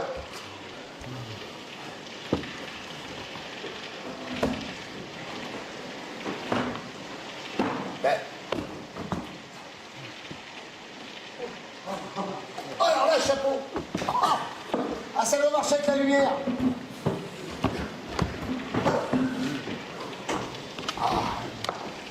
Oh, ça c'est de la pluie, hein. Alors on en est où? C'est un match nul, c'est ça? C'est une sacrée surprise, vous ne trouvez pas? Oui. Vous savez, tout à l'heure quand l'autre type m'a cherché, ça veut rien dire, vous comprenez, mais moi je démarre au quart de tour. Alors quand il m'a dit que j'étais un justicier, un sadique et tout ça, n'importe qui à ma place aurait perdu son sang-froid. Il a essayé de me piéger, je crois. Et il a réussi. Ben alors, d'accord, il a réussi. Alors, je suis comme ça, ben je peux rien, non? Ça me remue, ce procès. Je vous garantis que je suis sincère. Mais nous le sommes tous. Quel merdier! 6-6, moi ça me fait gerber. Voilà, qu'est-ce qu'on va faire? Vous croyez qu'on va réussir à renverser la vapeur? Ça m'étonnerait que ces 6 connards changent d'avis. Bon, il y en a déjà 5 sur 6 qui ont changé d'avis une fois. Je vois pas pourquoi on n'arriverait pas à les faire revenir sur leur décision. Ah oui, mais comment? Bah, par la logique. Ah, la logique, je craque. Mais laissez-le parler, cette folle ici, à savoir. Vous voulez mon avis? Allez-y. Faut laisser tomber. Ça va pas, qu'est-ce que vous racontez là? Ces mecs là-dedans, ils croient qu'ils ont une mission, tout à coup ils changeront plus d'avis maintenant. Il y a qu'à parler au juge, sinon on en a pour la nuit. Il y a qu'à lui dire qu'on n'est pas d'accord, putain de merde, qu'on est bloqué, je m'en tape après tout. Je vais pas me casser la tête pour ces racailles. Enfin, c'est ridicule, vous avez prêté serment, vous pouvez pas abandonner. Pourquoi pas? Ben, ça serait pas honnête. Ah, vous n'avez qu'à voter non coupable alors? J'ai voté coupable parce que je pense qu'il est coupable. Oui, mais en même temps, vous n'en avez rien à foutre. Rien à foutre. Bon, écoutez, arrêtez. Ça ne mène nulle part, tout ça. Et qu'est-ce qu'il me veut, lui? J'ai le droit de donner mon avis en toute honnêteté, non? Bien sûr. C'est mon avis que vous trouvez nul? C'est ça. Bon, on aimerait bien continuer, messieurs, si vous voulez bien. Mais comment une cause, lui? Ah, vous pouvez pas baisser les bras, un jury bloqué, ça compte pour du beurre. Ils vont être obligés de refaire le procès avec d'autres jurés. C'est ça que vous voulez? Mais on est un jury bloqué. S'il vous plaît, on vous attend. Écoutez, voilà ce que je pense, on n'y arrive pas. Je suis prêt à aller voir le juge pour lui dire qu'on reste à 6-6, qu'on n'arrive pas à se mettre d'accord. Moi, je marche, c'est qu'aller voir le juge et laisser le gosse se démerder devant notre jury. Je ne crois pas que la Cour acceptera ça. Nous n'avons pas délibéré suffisamment longtemps. On peut toujours essayer. Je ne suis pas pour. Il n'a aucune chance de s'en sortir devant un autre jury. Vous le savez très bien. Notre jury est bloqué. Personne ne va changer d'avis maintenant. Faut le dire au juge. Alors vous, en votre âme et conscience, vous n'avez pas le plus petit doute sur la culpabilité du gosse? Non! Je vous demande pardon, mais peut-être vous ne comprenez pas vraiment le sens de « en votre âme et conscience ». Comment? Je comprends pas vraiment. Mais pour qui vous vous prenez? Vous avez vu ça? Ah, mais ils sont tous pareils, ceux-là. Hein? Ils arrivent chez nous ventre à terre, là. Trop contents de quitter la merde qu'ils ont chez eux. Et avant qu'on ouvre le bec, ils veulent nous le clouer. Non mais quel culot, ces mecs. Dites donc, personne ne vous a demandé d'où vous venez, vous? Non, mais moi, je suis né ici, mon pote. Et votre père? Laissez-le, ça ne fait rien. Écoute-moi bien, mec. Personne n'a à dire ce que je comprends ou pas ici. Surtout pas lui. Sinon, je pourrais bien lui arroger la gueule. Aspolac. Arrêtez de vous chamailler, bon Dieu. On peut revenir à notre affaire, oui? Si vous voulez bien, je dois revenir sur un élément important sur lequel l'accusation a beaucoup insisté. le fait que le gosse ne se soit pas souvenu tout de suite des films qu'il affirme avoir vus à l'heure du meurtre. Ce monsieur aussi l'a souligné. Bah, parfaitement. C'est son seul alibi et il a été incapable de l'étayer par quelque détail que ce soit. Si vous étiez à la place du gamin, vous croyez que vous auriez pu vous souvenir de détails, comme vous dites, après avoir reçu le poing de votre père sur la figure? Je pense que oui. Il n'a aucun souvenir ni des films ni des acteurs qu'il a vus, parce qu'il n'était pas au cinéma ce soir-là. La police lui a fait subir un interrogatoire dans la cuisine, à 2 pas du cadavre de son père, dans la pièce d'à côté. Dans les mêmes circonstances, vous croyez que vous auriez pu vous souvenir de quoi que ce soit? Absolument. Sous le coup d'une émotion pareille? Sous le coup d'une émotion pareille. Oui. Au tribunal, la mémoire lui est revenue. Il a pu dire exactement le titre des films et les acteurs qui jouaient dedans. Oui, son avocat a lourdement insisté là-dessus. 3 mois après le meurtre, c'était facile de se renseigner sur le programme du cinéma ce soir-là. Il n'avait plus qu'à le faire apprendre par cœur au gamin. Non, émotion ou pas. Ce qui compte pour moi, c'est qu'il n'ait rien pu dire aux policiers après le meurtre. Je voudrais vous poser une question personnelle. Je vous en prie.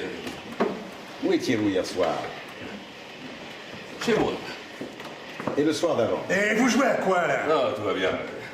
En sortant du tribunal, je suis passé à mon bureau, j'ai travaillé jusqu'à 20h30 et ensuite je suis rentré chez moi me coucher. Et le soir d'avant? Le soir d'avant, c'était mardi. Ah oui, mardi soir. Ah oui, c'était le soir du tournoi de bridge. J'ai joué au bridge. Et lundi soir? Quand vous serez arrivé à Noël dernier, vous nous réveillerez, d'accord? Lundi soir, oui, lundi soir. Ah oui, lundi soir, oui. Je suis allé au cinéma avec ma femme. Ah, c'était quel film? Un film policier très bon. Meurtre dans la 10e rue. Il y avait un deuxième film, non? Oui, attendez. L'extravagante Madame quelque chose. Madame Plumer. Non, Madame Plumer. Oui, c'est ça. L'extravagante Madame Plumer. Excusez-moi, non, j'ai vu, ce film, c'est L'étourdissante, Madame Plumer. Oui, l'étourdissante Madame Plumer, oui, oui. Oui, c'est ça. Qui joue là-dedans? Barbara Long, je crois. Une très jolie brune. Hein. Barbara Long. Ou Lane, ou quelque chose d'approchant. Hein. Qui d'autre? Les autres, je les connaissais pas. C'était pas un grand film, le deuxième. Il n'y avait pas d'acteur très connu. Vous n'étiez pas sous le coup d'une forte émotion? Non. C'est vrai. L'expérience me semble concluante. Tu parles d'une expérience? Je trouve ça important, moi. Quoi, ce type se rappelle pas quel rigolo jouait dans ce navet, et ça prouve que le morveux était vraiment au cinéma? Non, mais ça ne prouve pas non plus qu'il n'y était pas. Il aurait très bien pu y être et oublier ce qu'il a vu. C'est concevable. Ce monsieur a oublié quelques détails. C'est tout à fait normal. Donc c'est encore plus normal que le gosse ait eu un trou de mémoire dans la situation où il se trouvait, enfin. Quand on vous accuse de parricide, hein, ça vous rafraîchit pas forcément les ménages. Ose toujours, tu m'intéresses. Fourrez-vous ça dans le crâne une fois pour toutes. Pour moi, ce gosse est coupable, même si vous gaspillez votre salive jusqu'à la dernière goutte. Tiens, filez-lui une de vos pastilles pour la gorge, je vais en avoir besoin. Je n'en ai plus. Je pense à quelque chose qu'on a complètement laissé de côté, l'histoire du psychiatre. Vous savez, il avait témoigné pendant très longtemps. Oh, nous, mais lâchez-nous avec votre psychiatre, tous des voleurs. Comment ils bourrent le mou, tout le monde, c'est une honte. Moi, j'en ai 3 qui se garent chez moi. Faut les voir complètement barges. S'il vous plaît, je voudrais éclaircir quelque chose, vous permettez? Le témoignage d'un psychiatre, ça vaut rien. Mais laissez-le parler. Quand il aura fini, vous pouvez déverser votre fiel sur les psychiatres pendant 5 minutes, s'il vous plaît. Allez-y, monsieur. Ce que je voulais dire, c'est que le psychiatre a affirmé qu'au cours des tests, le gosse avait montré des tendances au meurtre caractérisées. Donc il était parfaitement capable d'en commettre un. Vous savez, il nous avait décrit ces tests, l'histoire de l'encre, puis d'autres encore. Enfin, il a dit que le gosse était du genre tueur. Je me trompe pas. Non, c'est bien ça, il a parlé de tendance paranoïaque, je crois. Voilà, c'est ce qu'il a dit. Donc il s'agit bien d'un gosse qui a toujours eu des idées de meurtre dans la tête. Oui, enfin, dans son subconscient. Ah oui. Dans son subconscient. À lui. Je vous demande pardon. Puisqu'on en parle... Oh, l'autre avec son poli comme ça? Je suis poli pour les mêmes raisons que vous ne l'êtes pas. J'ai été élevé comme ça.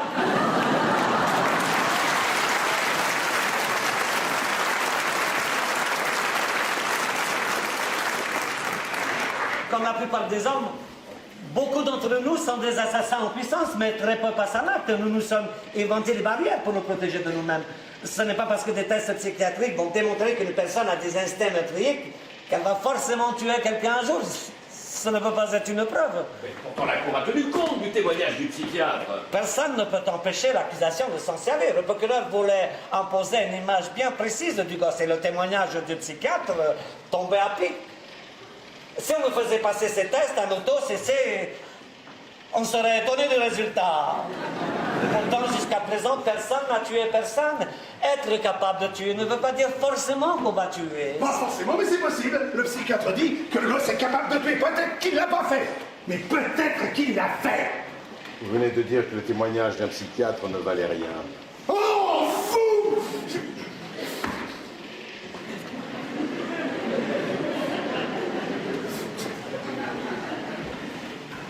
Bon, quelle heure il est 6h moins 5. Mon Dieu, qu'est-ce qui tombe? Bah alors là, vous pouvez dire adieu à votre match, hein. Excusez-moi. Je voudrais bien revoir ce couteau.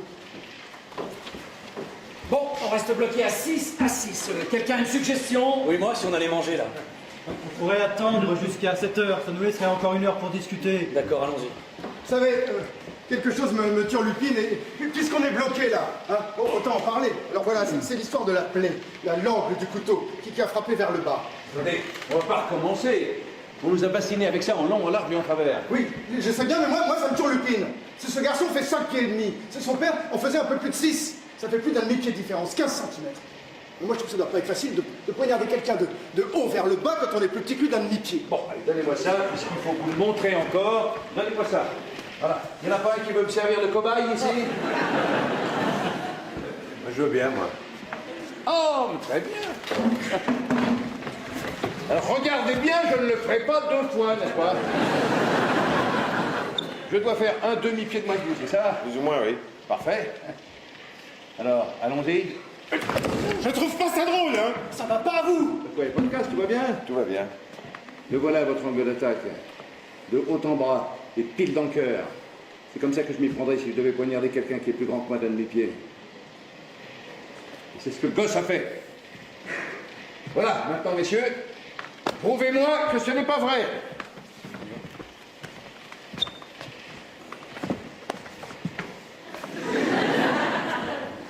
Non, vers le bas et en plein cœur, il n'y a rien à dire, là.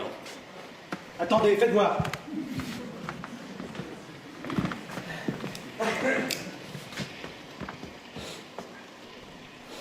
Je déteste ces trucs-là.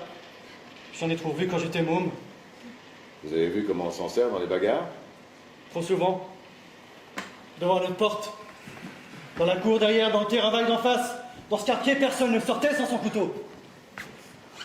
C'est drôle, j'y pensais plus. Je veux dire que c'est pas des bons souvenirs. Ce genre de couteau, on ne s'en sert pas en tenant le manche comme ça. C'est pas logique pour faire sortir la lame. On le tient posé sur la paume, comme ça, la lame vers le haut.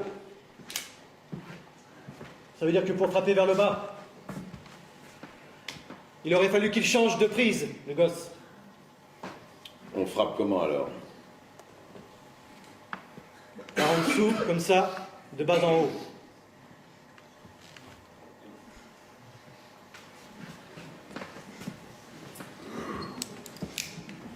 Voilà. Quelqu'un qui a l'habitude du cran d'arène s'y prend pas autrement. Vous en êtes sûr? J'en suis sûr, il n'y a que comme ça qu'on peut s'en servir. Le gosse avait l'habitude de manier ce genre de couteau, tout le monde était d'accord là-dessus. C'est vrai? Vous pensez qu'il aurait pu attaquer son père de la manière décrite au tribunal? Pas avec l'habitude qu'il avait de ce couteau. Il l'aurait frappé de bas en haut. Mais qu'est-ce que vous en savez? Vous étiez avec eux dans la pièce? Non. Mais vous non plus, ni personne d'autre d'ailleurs. Ah oui, où ça mène votre charabia? Ah, j'y crois pas. Ah, j'y crois pas. Bon, d'accord, il sait se servir d'un couteau. Mais ce n'est pas pour autant que la plaie telle qu'elle est l'innocent. Voilà, écoutez-le, c'est lui qui a raison. Qu'est-ce que vous en pensez, monsieur? Je sais pas. Comment je ne sais pas? Non, je sais pas, non. Et vous, monsieur? Non mais attendez, d'après la femme d'en face. Écoutez, je vais vous dire. J'en ai marre de tout ça, hein. Ça nous mène nulle part, toute cette parlotte.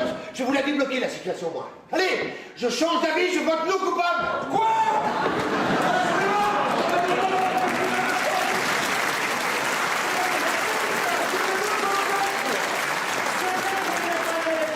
Il a raison.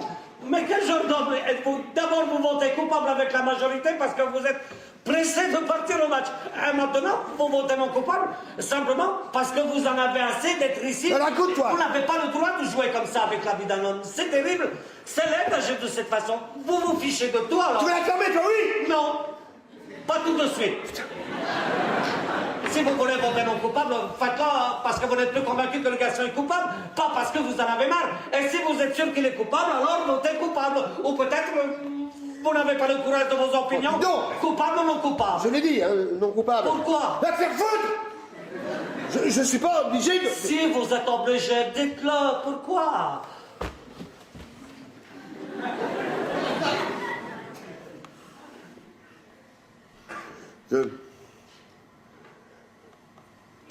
Je pense qu'il n'est pas coupable.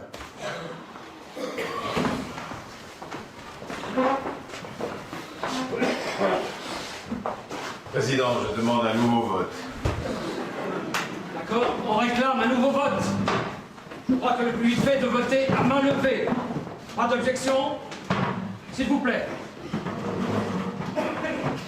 Que tous ceux qui votent non coupables lèvent la main. 1, 2, 3, 4, 5, 6, 7, 8, 9.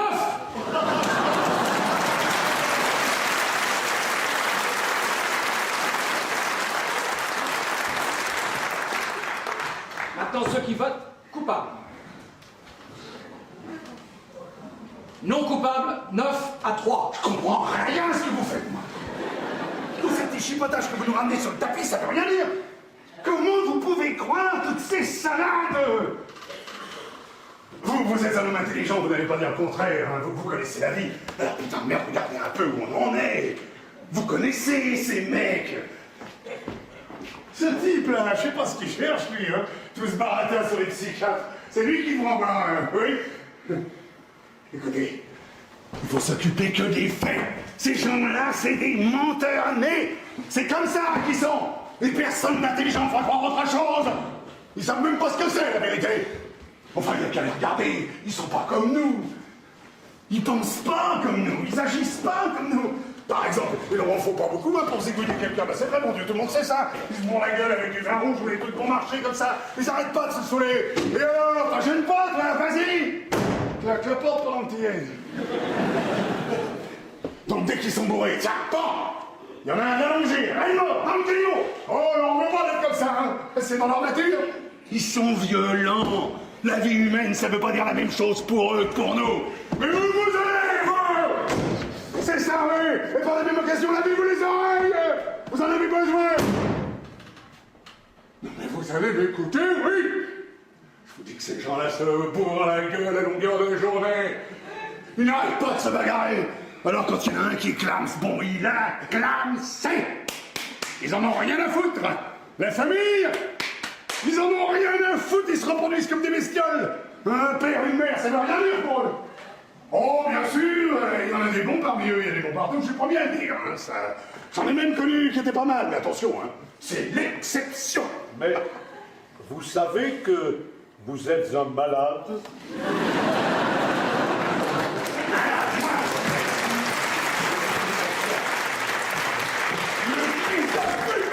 Tu te rends compte qu'il est pour parler comme ça? Malade, moi! Mais regarde-toi, vieux con, tu tiens à peine debout. J'ai des choses à dire. Et tu vas les écouter, c'est moi qui te le dis. Il va falloir vous calmer. Je ne veux pas me calmer! Il n'y a pas un seul de monde dans toute cette tragade, vous entendez? Pas un seul! Alors laissez-moi vous dire, bande de tarés! Surtout vous, là. Vous qui savez tout, surtout. On est en danger, nous autres. Mais vous le voyez pas? Ces gens-là nous envahissent. Ce gosse-là, sa race, elle est en train de se multiplier 5 fois plus vite que nous. 5 fois, hein? Ah ben c'est officiel, c'est dans les statistiques. Mais c'est des bêtes sauvages. Ils sont contre nous. Ils nous détestent. Ils veulent nous éliminer. Et arrêtez de me regarder comme ça, vous. C'est un vrai danger, mes bons dieux. On vit une époque dangereuse. Si on fait pas attention, si on s'en débarrasse pas à la première occasion, c'est eux qui vont nous avoir. Ils vont nous asphyxier. Ils vont nous bouffer. Ta gueule. Ah oui, c'est ça, vous vous prenez pour des petits génies, hein. Mais vous feriez mieux de m'écouter. Ils sont vicieux. C'est des abrutis, c'est des enragés. Ils sont prêts à nous couper les couilles. Oui, c'est ça leur plan, hein. Nous couper les couilles. Je vous préviens, le voyou qu'on juge, là, faut pas le lâcher. C'est au moins inconscient. Il faut le supprimer avant que ses frères nous suppriment.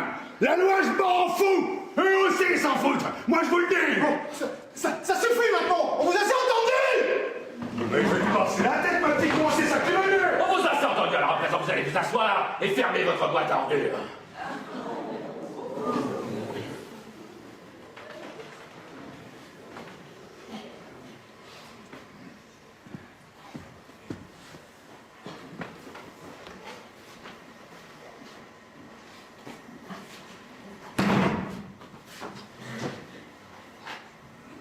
C'est dur de faire abstraction des préjugés personnels, nous en avons tous. Et quelle que soit leur cause plus ou moins avouable, ils masquent toujours la vérité. Mais dans cette affaire, ça n'a pas d'importance parce que personne ici ne connaît la vérité. Ni vous, ni moi. 9 d'entre nous penchent maintenant pour l'innocence de ce garçon, mais nous jonglons avec les hypothèses. Peut-être que nous nous trompons. Peut-être que nous allons rendre la liberté à un criminel. Qui peut vraiment savoir? Mais il se trouve qu'en notre âme et conscience, nous conservons un doute sur sa culpabilité. Et pour le condamner, un jury doit être sûr à 100%. C'est un garde-fou d'une valeur capitale de notre système judiciaire. Alors nous, tous les 9, nous avons du mal à comprendre que vous trois, vous restiez si sûrs de vous. Vous pouvez peut-être nous expliquer vos raisons. Je veux bien essayer. Vous avez brillamment évoqué quelques invraisemblances. Par exemple, à propos de l'identification de la plaie, la démonstration sur la pratique précise du couteau était très convaincante. Mais ça ne m'empêche pas de croire encore que le gosse est coupable. Pour 2 raisons. Premièrement, la femme d'en face a assisté au meurtre. Mais bien entendu, pour moi, c'est le témoignage le plus important du procès. Deuxièmement, elle a décrit le geste du garçon qui a levé le bras au-dessus de sa tête et qui a plongé le couteau dans la poitrine de son père. Donc elle l'a vu utiliser son arme, bon, d'une façon peut-être pas très orthodoxe, mais elle l'a vu. Mais voilà, c'est ça, exactement. Bon alors, parlons un peu de cette femme. Elle dit qu'elle s'est couchée ce soir-là vers 23h. Son lit est placé tout près de la fenêtre. Elle peut donc voir sans effort la chambre du gosse en face. Elle s'est tournée et retournée dans son lit sans trouver de sommeil pendant plus d'1 heure. Et finalement, à minuit 10, elle se tourne du côté de la fenêtre. Et là, à travers les vitres du métro qui passe, elle voit le crime se dérouler en face. Bon, elle dit que la lumière s'est éteinte tout de suite après, mais qu'elle a bien vu le gosse poignarder son père. Enfin, il n'y a rien à dire. C'est un témoignage irréfutable. Mais comment il n'y a rien d'autre à dire? Qu'est-ce que vous en pensez?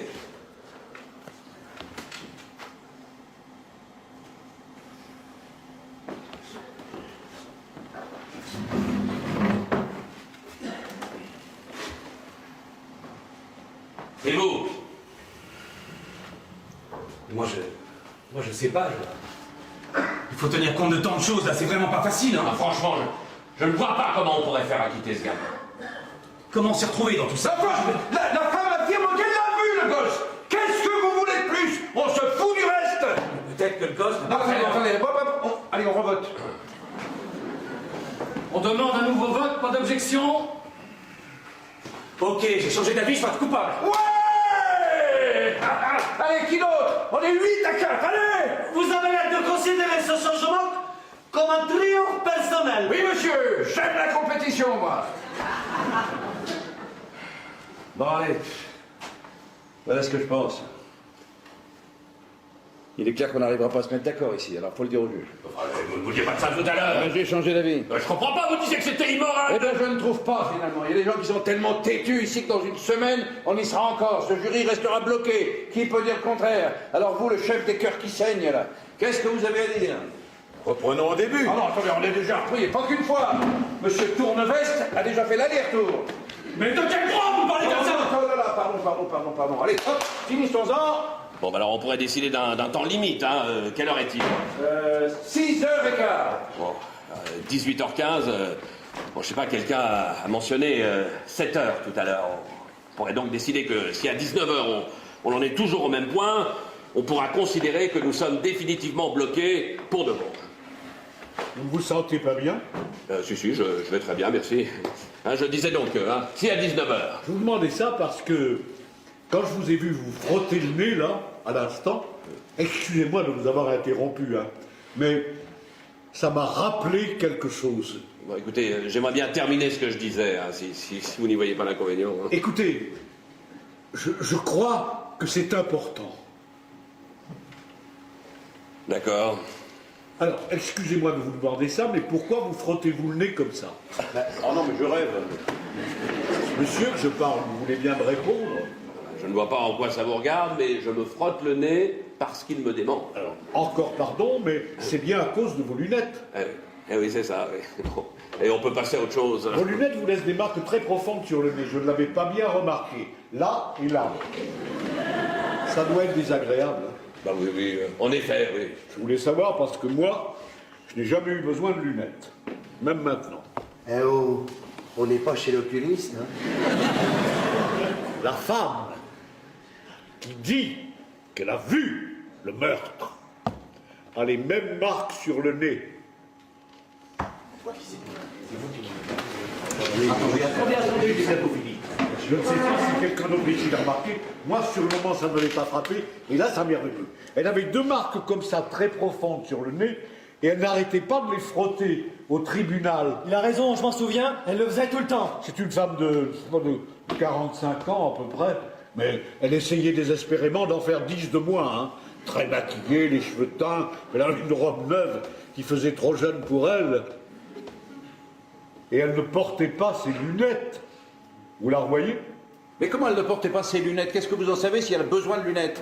Si c'est seulement parce qu'elle se frottait le nez? C'est vrai qu'elle avait ces marques. Et alors, qu'est-ce que ça veut dire, vous croyez? Attendez, moi aussi je les ai vues, ces marques. C'est moi qui étais assis le plus près des témoins.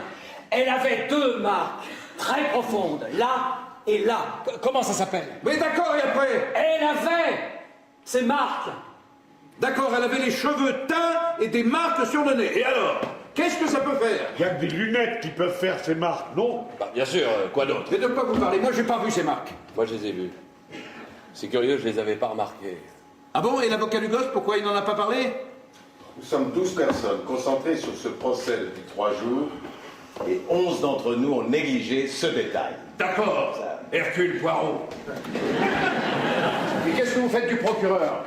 Vous croyez qu'il aurait pris le risque de faire témoigner une bigleuse? Beaucoup de femmes évitent de porter leurs lunettes en public, elles trouvent que ça les enlaidit. Bah, c'est comme ma femme, hein.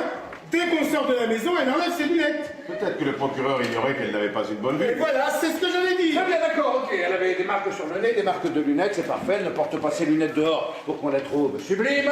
Mais quand elle a vu le gosse trucider son père, elle était chez elle. Seule chez elle. Et voilà. Quand vous êtes Zoli, vous gardez vos lunettes? Bien sûr que non, personne ne garde ses lunettes pour dormir. Donc on peut logiquement penser que quand cette dame se tournait et se retournait dans son lit en cherchant le sommeil, elle ne portait pas de lunettes. Mais qu'est-ce que vous en savez? Je ne sais pas, je le suppose. De même que je suppose qu'elle n'en portait pas au moment où elle s'est tournée vers l'appartement d'en face et qu'elle y a jeté un coup d'œil par hasard, a-t-elle dit. Elle a bien dit aussi que le meurtre s'était passé à ce moment précis et que la lumière s'était éteinte tout de suite après. Elle n'aurait donc pas eu le temps de prendre ses lunettes. Attendez, doucement là, doucement. Je suppose également qu'elle a vraiment cru voir le gosse et son père, alors qu'en réalité, elle n'a vu que des silhouettes. Mais comment pouvez-vous savoir ce qu'elle a vu? Comment ce mec sait tout ça? Non mais c'est extraordinaire. Vous ne savez même pas ce qu'elle porte comme lunettes. Si ça se trouve, elle est presbyte, ou peut-être qu'elle aime les lunettes de soleil, va savoir. Vous ne savez rien de rien. Ce que je sais, c'est qu'on peut douter que cette femme ait une bonne vue. Reconnaître une personne à 15 mètres en pleine nuit, sans lunettes. On ne peut pas envoyer quelqu'un sur la chaise électrique sur la foi d'un témoignage Ah pareil. non, ça suffit. Vous ne pensez pas que cette femme ait pu se tromper? Non. Vous pensez que ça n'est pas possible? Non, c'est pas possible. Bon, est-ce que c'est possible, monsieur? Oui, c'est possible, oui. Et je dis non coupable. Et vous pensez qu'il est coupable? Comment je pense qu'il est coupable? Mais je m'en fous. Vous tous, là, les rigolos et les intellos. Vous pouvez faire ce que vous voulez. Qu'est-ce que vous votez? Non coupable, c'est bien ce que vous voulez? Alors vous êtes le pire fils de pute que j'ai jamais vu.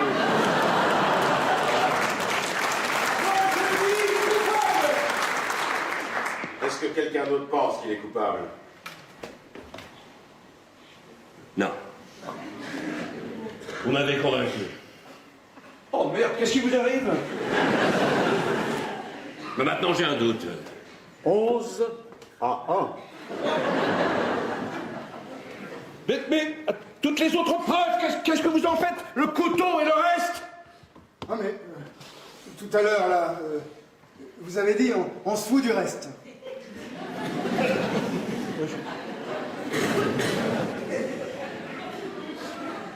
Vous êtes seul. M'en fous d'être seul. C'est mon droit. Bien sûr. Bien sûr, c'est votre droit.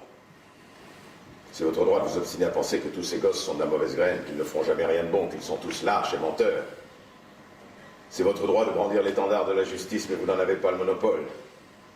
Nous tous ici avons été désignés pour la défendre. Vous avez le droit de croire en bloc les déclarations des témoins à charge. Mais rien ne nous interdit d'y déceler la moindre faille susceptible de semer le doute dans nos esprits. C'est votre droit d'être fanatique de la peine de mort. Mais c'est notre droit d'hésiter à envoyer un être humain sur la chaise électrique pour un crime qu'il n'a peut-être pas commis. Vous êtes persuadé que tous ces gosses peuvent tuer leur père, c'est votre droit. Mais ce gosse-là, si nous ne sommes pas convaincus qu'il a tué le sien, il doit être jugé non coupable. C'est son droit.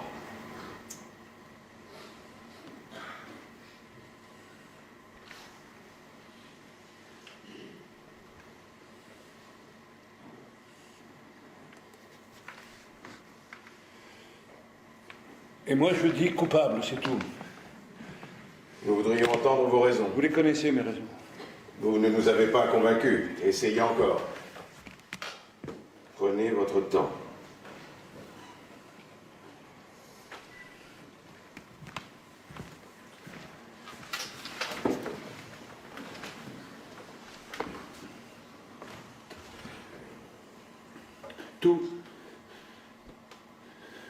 Tout ce qu'on a entendu au tribunal, absolument tout, prouve qu'il est coupable. Mais vous me prenez pour un débile, ma parole. Bande de chochottes. Faites pas peur, vous savez. J'ai le droit d'avoir mon opinion. C'est mon droit! Moi, je peux rester là un an s'il le faut. Ça ne me dérange pas.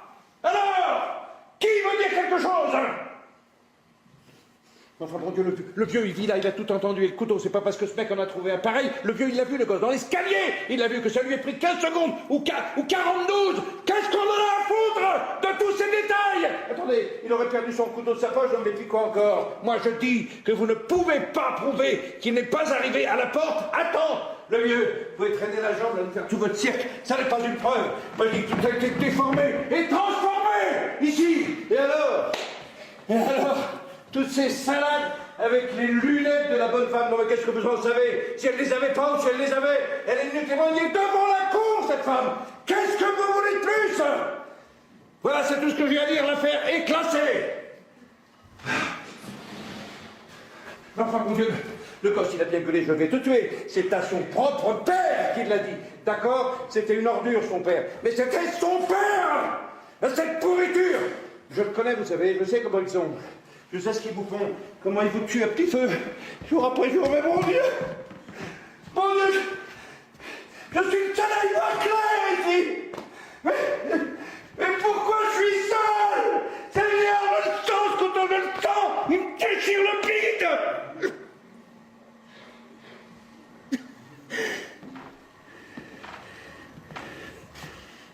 Il ne s'agit pas de votre fils.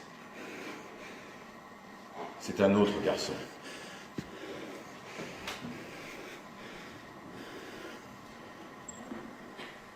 Laissez-lui la vie.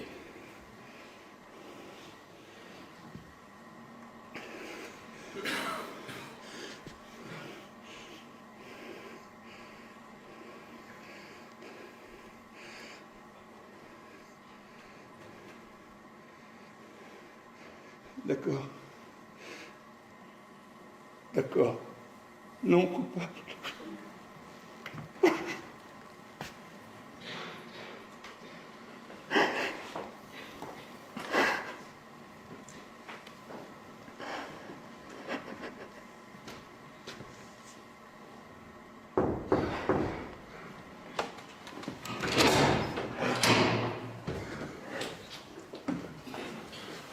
Nous sommes prêts.